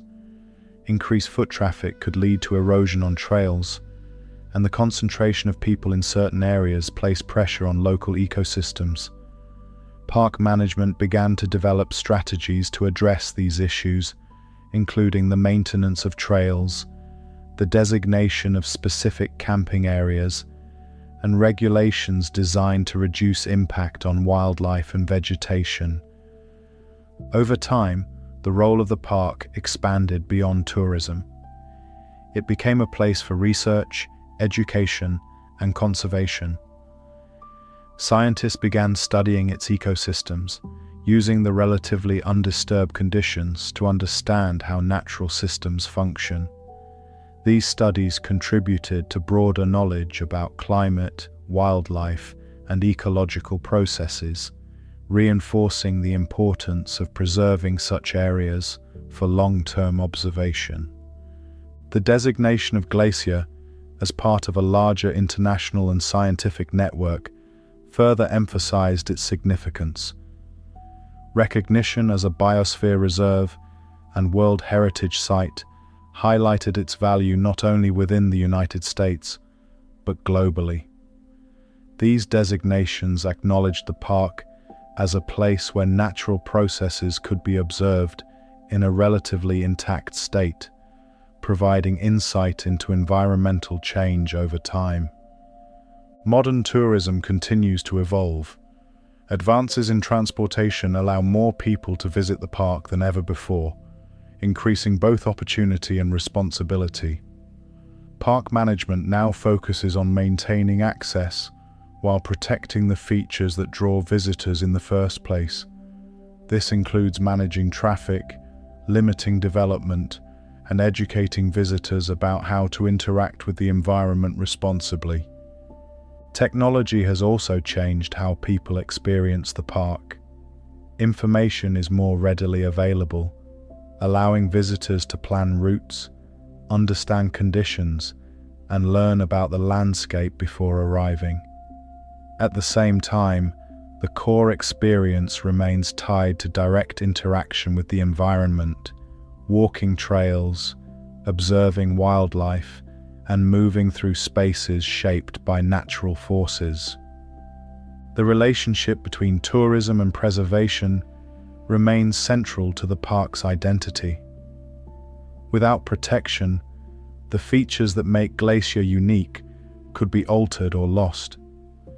Without access, the ability to experience and understand those features would be limited. Balancing these two priorities requires continuous adjustment, guided by both scientific knowledge and practical experience. Across more than a century, Glacier National Park has remained a place where natural systems and human interest intersect. Its establishment preserved a landscape shaped by ice, water, and time, while also creating opportunities for people to engage with that environment in meaningful ways. The structures, roads, and systems developed within the park reflect an ongoing effort to maintain this balance, allowing the landscape to remain both accessible and intact. As conditions continue to change, this balance will require further attention. Climate, visitation, and environmental pressures all influence how the park is managed. The decisions made today will shape how future generations experience Glacier, determining whether it continues to function as both a protected ecosystem and a place of discovery. Within this evolving context, Glacier National Park stands as both a preserved landscape and a living system, where history, conservation, and human experience remain closely connected. Across Glacier National Park, the presence of glaciers is no longer defined only by what remains, but by what has changed over time. These bodies of ice, which once filled valleys and shaped much of the landscape, have been steadily retreating since the end of the last ice age. That process has continued into the present, with changes that are now measurable within a human lifetime rather than across distant geological periods. Glaciers form when snow accumulates faster than it melts. Over time, layers of snow compress into dense ice, building mass that begins to move under its own weight. This movement allows glaciers to carve valleys, transport rock, and shape the terrain. For a glacier to remain stable, this balance between accumulation and melting must be maintained. When melting begins to exceed accumulation over long periods, the glacier loses mass and retreats. In Glacier National Park, this balance has shifted. Warmer temperatures have increased the rate of melting, while changes in snowfall have affected how much new ice can form. This does not happen all at once. It occurs gradually, with glaciers thinning, shrinking in area, and in some cases disappearing entirely. Historical observations and photographs show that many glaciers that were once prominent features of the park have reduced significantly in size. The retreat of glaciers affects more than their physical presence. It changes how water moves through the landscape. Glaciers act as long-term storage systems, releasing meltwater steadily during warmer months. As they shrink, this source of consistent cold water becomes less reliable. Streams that once received continuous input from glacial melt may experience reduced flow later in the summer, particularly during dry periods. This shift influences water temperature as well. Without the cooling effect of glacial melt, streams and lakes can become slightly warmer. Even small increases in temperature can affect aquatic species that are adapted to cold conditions. Fish and insects that depend on stable, low temperatures may find their habitats changing in ways that reduce their ability to survive and reproduce. The timing of water flow is also affected.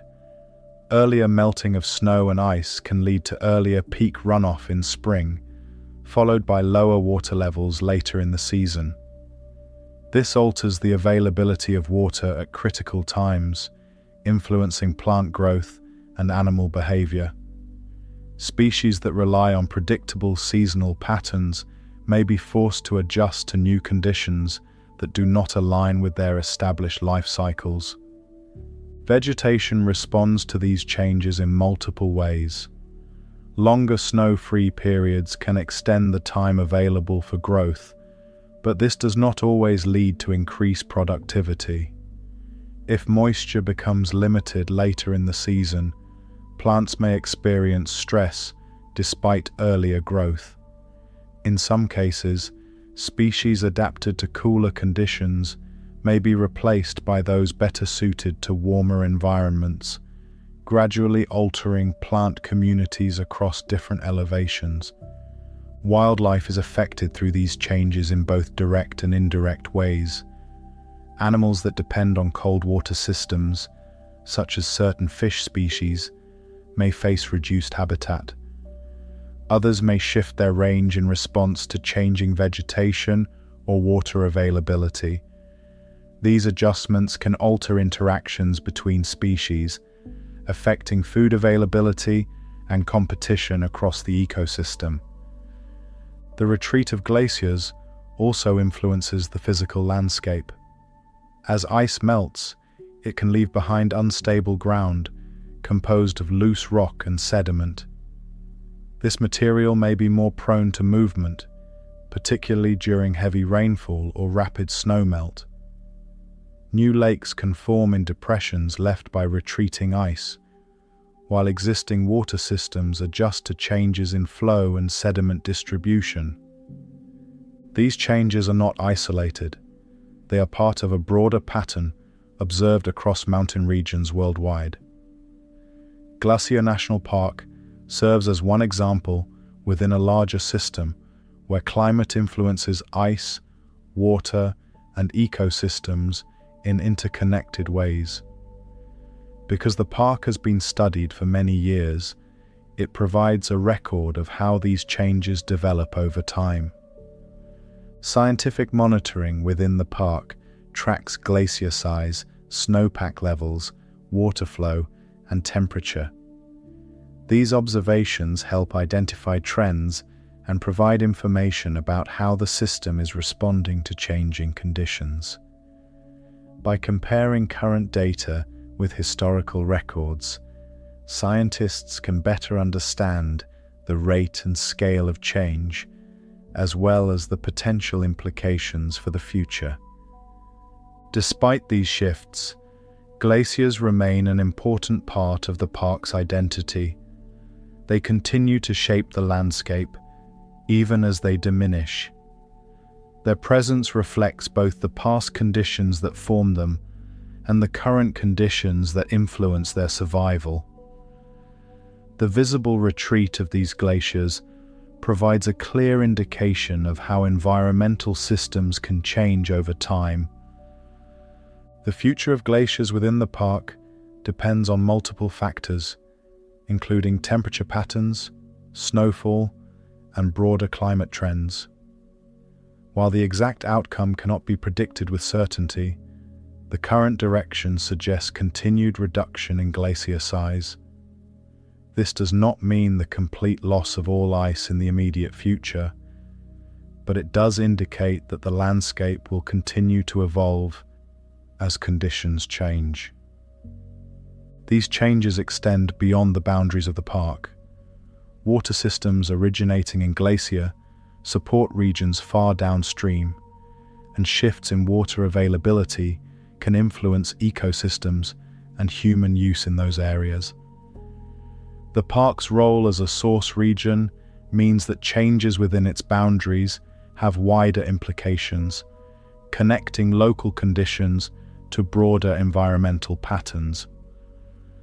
Across the mountains, valleys, and waterways, the retreat of glaciers represents an ongoing process rather than a single event. It reflects the balance between accumulation and melting, shaped by conditions that continue to evolve. This process is part of the natural history of the landscape, yet its current pace highlights the influence of changing climate conditions on systems that were once more stable. Within Glacier National Park, the presence of ice remains a defining feature, but it is now accompanied by clear signs of transition. The landscape continues to adjust, shaped by forces that operate over both long and short timescales. As glaciers retreat, they leave behind not only altered terrain, but also a record of change that can be observed, measured, and understood within the span of a human lifetime. As glaciers continue to retreat and seasonal patterns begin to shift, the future of Glacier National Park becomes defined not by a single outcome, but by a range of possible changes that will unfold over time. These changes are not separate from what has already been described. They are the continuation of the same processes, shaped by temperature, water, terrain, and the ability of living systems to adjust to new conditions. One of the most important factors influencing this future is the pace at which environmental conditions continue to change. Temperature affects snowpack, which in turn influences water availability. Water availability shapes plant growth, and plant growth supports animal populations. Each part of the system is connected, meaning that changes in one area extend outward, affecting multiple layers at once. The result is not a single, isolated shift, but a series of adjustments that move through the entire ecosystem. Plant communities are likely to respond gradually. As temperatures rise, conditions that once limited growth at higher elevations may begin to ease. This allows some species to expand upward, occupying areas that were previously too cold. At the same time, species already adapted to those high elevation environments may find their suitable habitat shrinking. Because these species are often specialized, their ability to move or adapt may be limited, creating uneven changes across the landscape. Forests may also experience shifts in composition. Tree species that depend on specific moisture and temperature ranges could become less dominant in some areas, while others expand. These changes occur slowly, often over decades, but they reshape the structure of the landscape. Differences in tree cover can influence soil stability, water retention, and the distribution of light, all of which affect the plants and animals that depend on those conditions. Wildlife responds to these shifts through movement and behavioral change. Animals that rely on specific food sources or environmental conditions may alter their range, moving to areas where those conditions remain suitable. This can lead to new patterns of interaction between species, as populations that were once separated begin to overlap. In some cases, this may increase competition. In others, it may create new relationships within the ecosystem. Water systems will continue to play a central role in these changes. As glaciers diminish, their contribution to late-season water flow becomes less significant. Snowpack remains an important source, but changes in snowfall and melting patterns may alter how water is distributed throughout the year.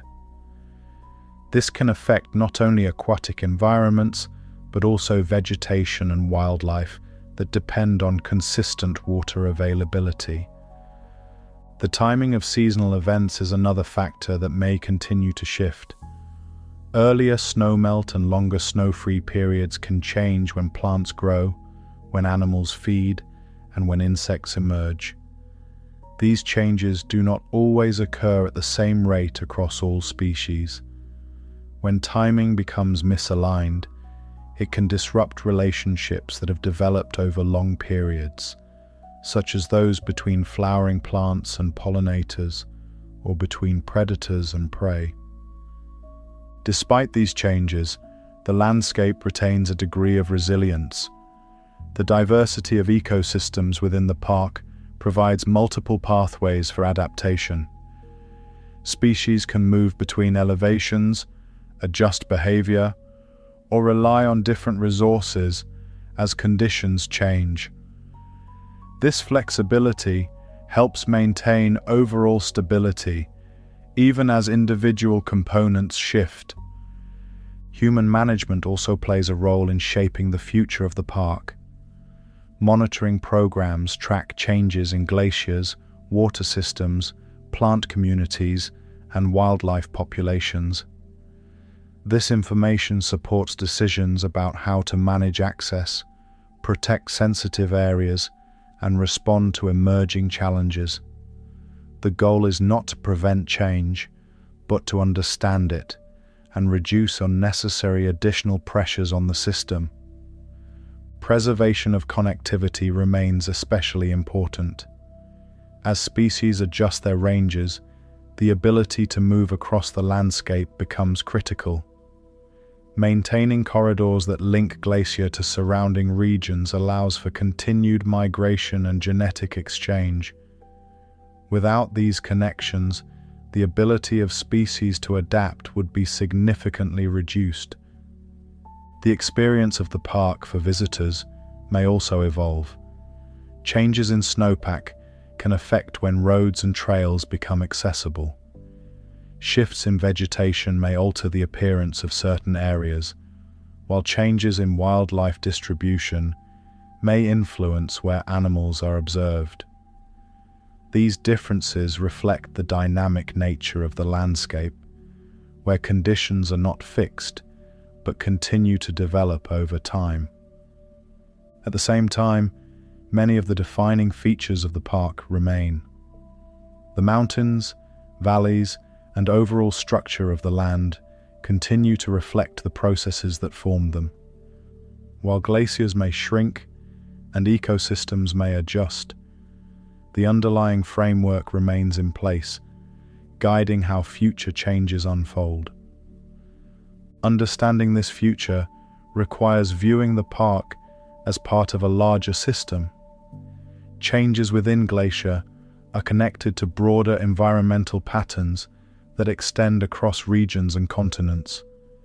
The park provides a setting where these changes can be observed clearly, offering insight into how mountain ecosystems respond over time. Across the landscape, the future is not a single path, but a series of possibilities shaped by ongoing interaction between climate, terrain, and life. The same forces that have always influenced Glacier National Park continue to act, now operating within conditions that are gradually shifting. The outcome will depend on how these forces interact and how the system responds to the changes already underway. Within this context, Glacier remains a place defined by movement and adaptation. Its ecosystems are not static. They continue to adjust, responding to pressures while maintaining the connections that allow life to persist. The story of the park is therefore not only about what has been, but about what is still unfolding across its mountains and valleys. Conservation within Glacier National Park is not a passive process. It does not rely on simply protecting the land and leaving it unchanged. Instead, it requires continuous observation, decision-making, and adjustment, guided by an understanding that natural systems are already shifting. The role of management is not to stop change, but to ensure that these changes do not break the underlying relationships that allow the ecosystem to function. At the core of this approach is long-term monitoring. Scientists and park staff collect data on a wide range of environmental indicators, including snowpack levels, water flow, plant distribution, wildlife populations, and temperature patterns. These measurements are taken repeatedly over time, allowing patterns to emerge that would not be visible through short-term observation. By tracking these changes, it becomes possible to identify trends and respond before they begin to disrupt larger systems. One of the key challenges in conservation is distinguishing between natural variation and long-term change. Mountain environments are inherently variable. Weather shifts quickly, and conditions can differ dramatically from one year to the next. Because of this, single observations are not enough to guide decisions. Instead, patterns must be understood across many seasons, identifying whether changes are part of a natural cycle or the result of broader environmental shifts. Wildlife monitoring plays an important role in this process. Movement patterns, population size, and breeding success are tracked to understand how animals are responding to changing conditions. This information helps identify areas where habitat may be under pressure or where movement corridors need to remain open. For wide-ranging species, maintaining connectivity across the landscape is critical, as it allows populations to adjust naturally without becoming isolated. Habitat protection is closely linked to these observations. Rather than focusing on individual species alone, conservation efforts are directed toward preserving the conditions that support entire communities. This includes protecting areas that provide food, shelter, and migration routes. In some cases, access to certain areas may be limited or redirected to reduce pressure on sensitive environments, particularly where recovery is needed. Visitor use is managed with similar precision. Rather than allowing unrestricted movement, access is guided through designated trails, controlled entry points, and seasonal limitations in certain areas. This reduces the spread of impact and concentrates use in locations that can support it. The goal is not to restrict experience, but to ensure that the presence of visitors does not alter the systems they come to observe. Infrastructure is designed with this balance in mind. Roads, trails, and facilities are placed in ways that follow the natural contours of the land, reducing disruption to water flow and vegetation patterns. Maintenance focuses on preventing long-term damage, such as erosion or habitat fragmentation, rather than simply repairing visible wear. Each decision reflects an effort to work within the landscape rather than impose upon it. Water systems receive particular attention because of their role in supporting both ecosystems and downstream environments.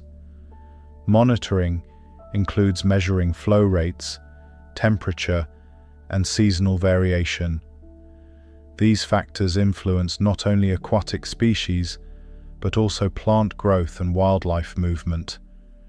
Changes in water patterns can signal broader shifts in climate or snowpack, making them an important indicator of overall system health. Adaptive management has become a central principle in responding to these changes. Instead of relying on fixed plans, strategies are adjusted as new information becomes available. This approach recognizes that conditions are not static and that effective conservation requires flexibility. Decisions are revisited, refined, and sometimes changed entirely based on what ongoing monitoring reveals. Collaboration extends this process beyond the park itself. Glacier is part of a larger regional system, and conservation efforts often involve coordination with surrounding lands and agencies. Wildlife movement, water systems, and environmental changes do not stop at park boundaries, so management must consider the broader landscape. Shared data and joint strategies help maintain continuity across this extended network. The role of research continues to expand within this framework. Studies conducted within the park provide insight into how mountain ecosystems respond to environmental change. Because the landscape remains relatively intact, it offers a reference point for understanding processes that may be more difficult to observe in developed areas. This makes Glacier an important location for both scientific study and long-term environmental monitoring. Education supports these efforts by connecting visitors to the systems they are experiencing. Information about wildlife behavior, environmental sensitivity, and responsible travel practices helps reduce unintended impact. When visitors understand how their actions influence the landscape, they become part of the conservation process rather than a source of disruption. Technology has introduced new tools that enhance this work. Remote sensing, automated monitoring stations, and data analysis systems allow for more precise tracking of environmental conditions. These tools provide detailed information across large areas, supporting more informed decision-making. However, they are used to support natural processes rather than replace them, ensuring that the focus remains on maintaining ecological function.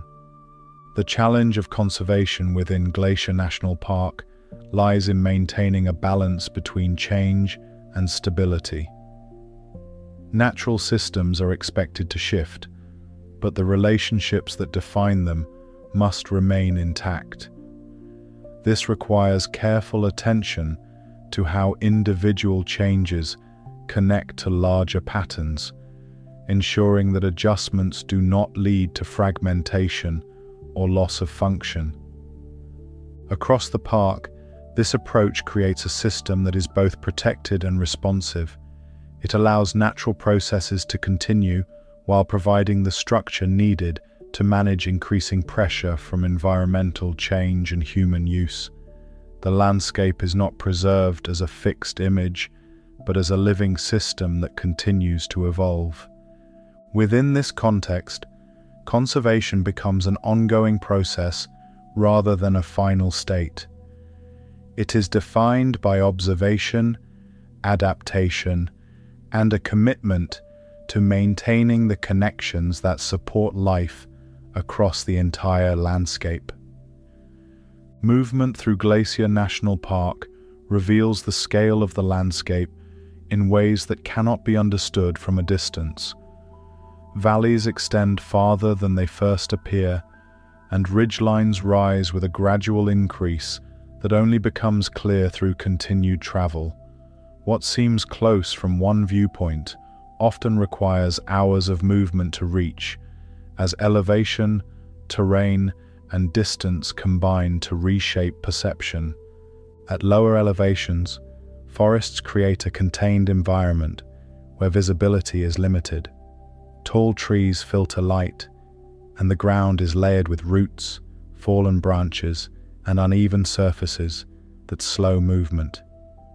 Sound is absorbed differently here, softened by vegetation and distance. Wind moves through the upper canopy, often heard before it is felt at ground level. Water may be present nearby, but not always visible, moving beneath or beyond the immediate path. As elevation increases, the structure of the landscape begins to open. Trees thin, and sightlines extend across valleys and toward distant peaks. The transition from forest to subalpine terrain introduces greater exposure to wind and temperature variation.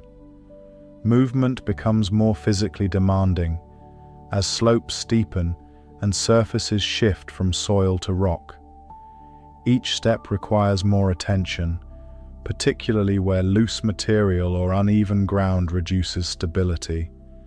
Higher still, the alpine environment removes many of the visual boundaries found at lower elevations. The landscape becomes more expansive, with fewer obstructions between one point and another. Distances become more difficult to judge, as the lack of trees or large reference points alters depth perception. Peaks that appear near may remain far, and the scale of the terrain becomes more apparent through continued movement rather than observation alone. Water is present throughout this progression, though its form changes with elevation. In forested areas, it may move slowly through streams or collect in shaded pools. At higher elevations, it appears as faster flowing channels, fed by melting snow and ice. The sound of water becomes more pronounced in open terrain, carrying across greater distances without obstruction. This movement reflects the same pathways shaped by glacial processes, now continuing through seasonal flow. Weather interacts with these environments in ways that become more noticeable with elevation. Changes in temperature and wind can occur quickly, particularly in exposed areas. Clouds may form along ridgelines, reducing visibility and altering light conditions within a short period. These shifts are not isolated events. They are part of the same atmospheric patterns that influence the entire park, experienced directly through movement across the terrain. The physical effort required to move through the landscape influences how it is perceived. Steep ascents, uneven surfaces, and changes in elevation create a pace that is slower than travel in more uniform environments. This pace allows for greater awareness of detail as attention is directed toward footing, direction, and immediate surroundings. Over time, this creates a different sense of scale, where distance is measured not only in length, but in effort and time. Wildlife presence is often subtle. Animals may not be immediately visible, but signs of their movement appear throughout the landscape. Tracks in soil or snow, disturbed vegetation, and distant sounds indicate activity that may not be directly observed. These signs reflect patterns of movement shaped by the same factors that influence human travel, terrain, water availability, and seasonal change. Light conditions shift continuously throughout the day, altering how the landscape appears. Early and late, light create longer shadows, emphasizing the shape of terrain and the depth of valleys. Midday light reduces contrast, flattening visual detail and making distances more difficult to interpret. These changes influence perception, affecting how features are seen and understood over time. Sound also varies with environment and elevation. In forested areas, it is contained and layered, shaped by vegetation and terrain. In open areas, it travels farther, with fewer obstacles to absorb or redirect it. Wind becomes more dominant at higher elevations, while water remains a constant presence where it flows. These elements combine to create a shifting acoustic environment that reflects the structure of the landscape. Temperature changes reinforce the connection between elevation and environment. Lower areas may remain relatively stable, while higher elevations experience greater variation. Direct sunlight can create warmth during the day, followed by rapid cooling as conditions change. These fluctuations influence both comfort and movement, shaping how long certain areas can be occupied. The landscape is experienced not as a single view, but as a sequence of transitions. Movement from forest to open slope, from valley to ridge, and from sheltered to exposed terrain creates a progression that reflects the underlying structure of the park.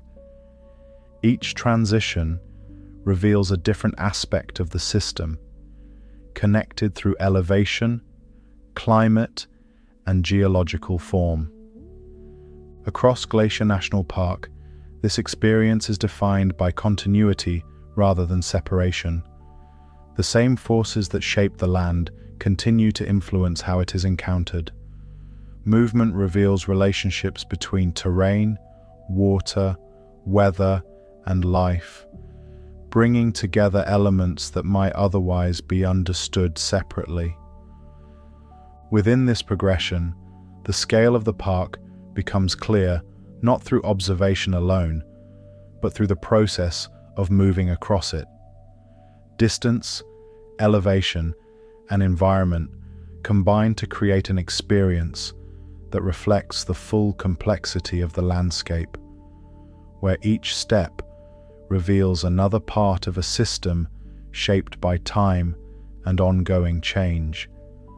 The landscape settles into a pattern that reflects both continuity and change, shaped by forces that have acted over long periods and continue to influence the present. Mountains rise from processes set in motion by ice, valleys hold the pathways carved by glaciers, and water continues to move through the terrain in cycles that connect elevation to distance. These elements are not separate features, but parts of a system that remains active and interconnected. Elevation defines how conditions shift across the land. Temperature, moisture, and exposure change with height, creating environments that support different forms of life. Forests occupy lower and more protected areas, while higher elevations give way to open slopes and alpine terrain. These transitions form a layered structure where each zone contributes to the overall balance of the ecosystem. Water moves through this structure as a continuous force, beginning as snow and traveling through streams, lakes, and rivers that extend beyond the mountains. This movement carries the influence of the landscape outward, linking the park to regions far beyond its boundaries. The timing and flow of water shape plant growth, wildlife activity, and the stability of the environment itself. Plant life reflects the conditions in which it grows, forming communities that are closely tied to soil, moisture, and climate. These communities support the animals that move through the landscape, creating connections between different parts of the ecosystem. Wildlife follows patterns shaped by terrain and seasonal change, forming networks of movement that extend across valleys and ridgelines. Seasonal cycles provide the structure within which these processes operate.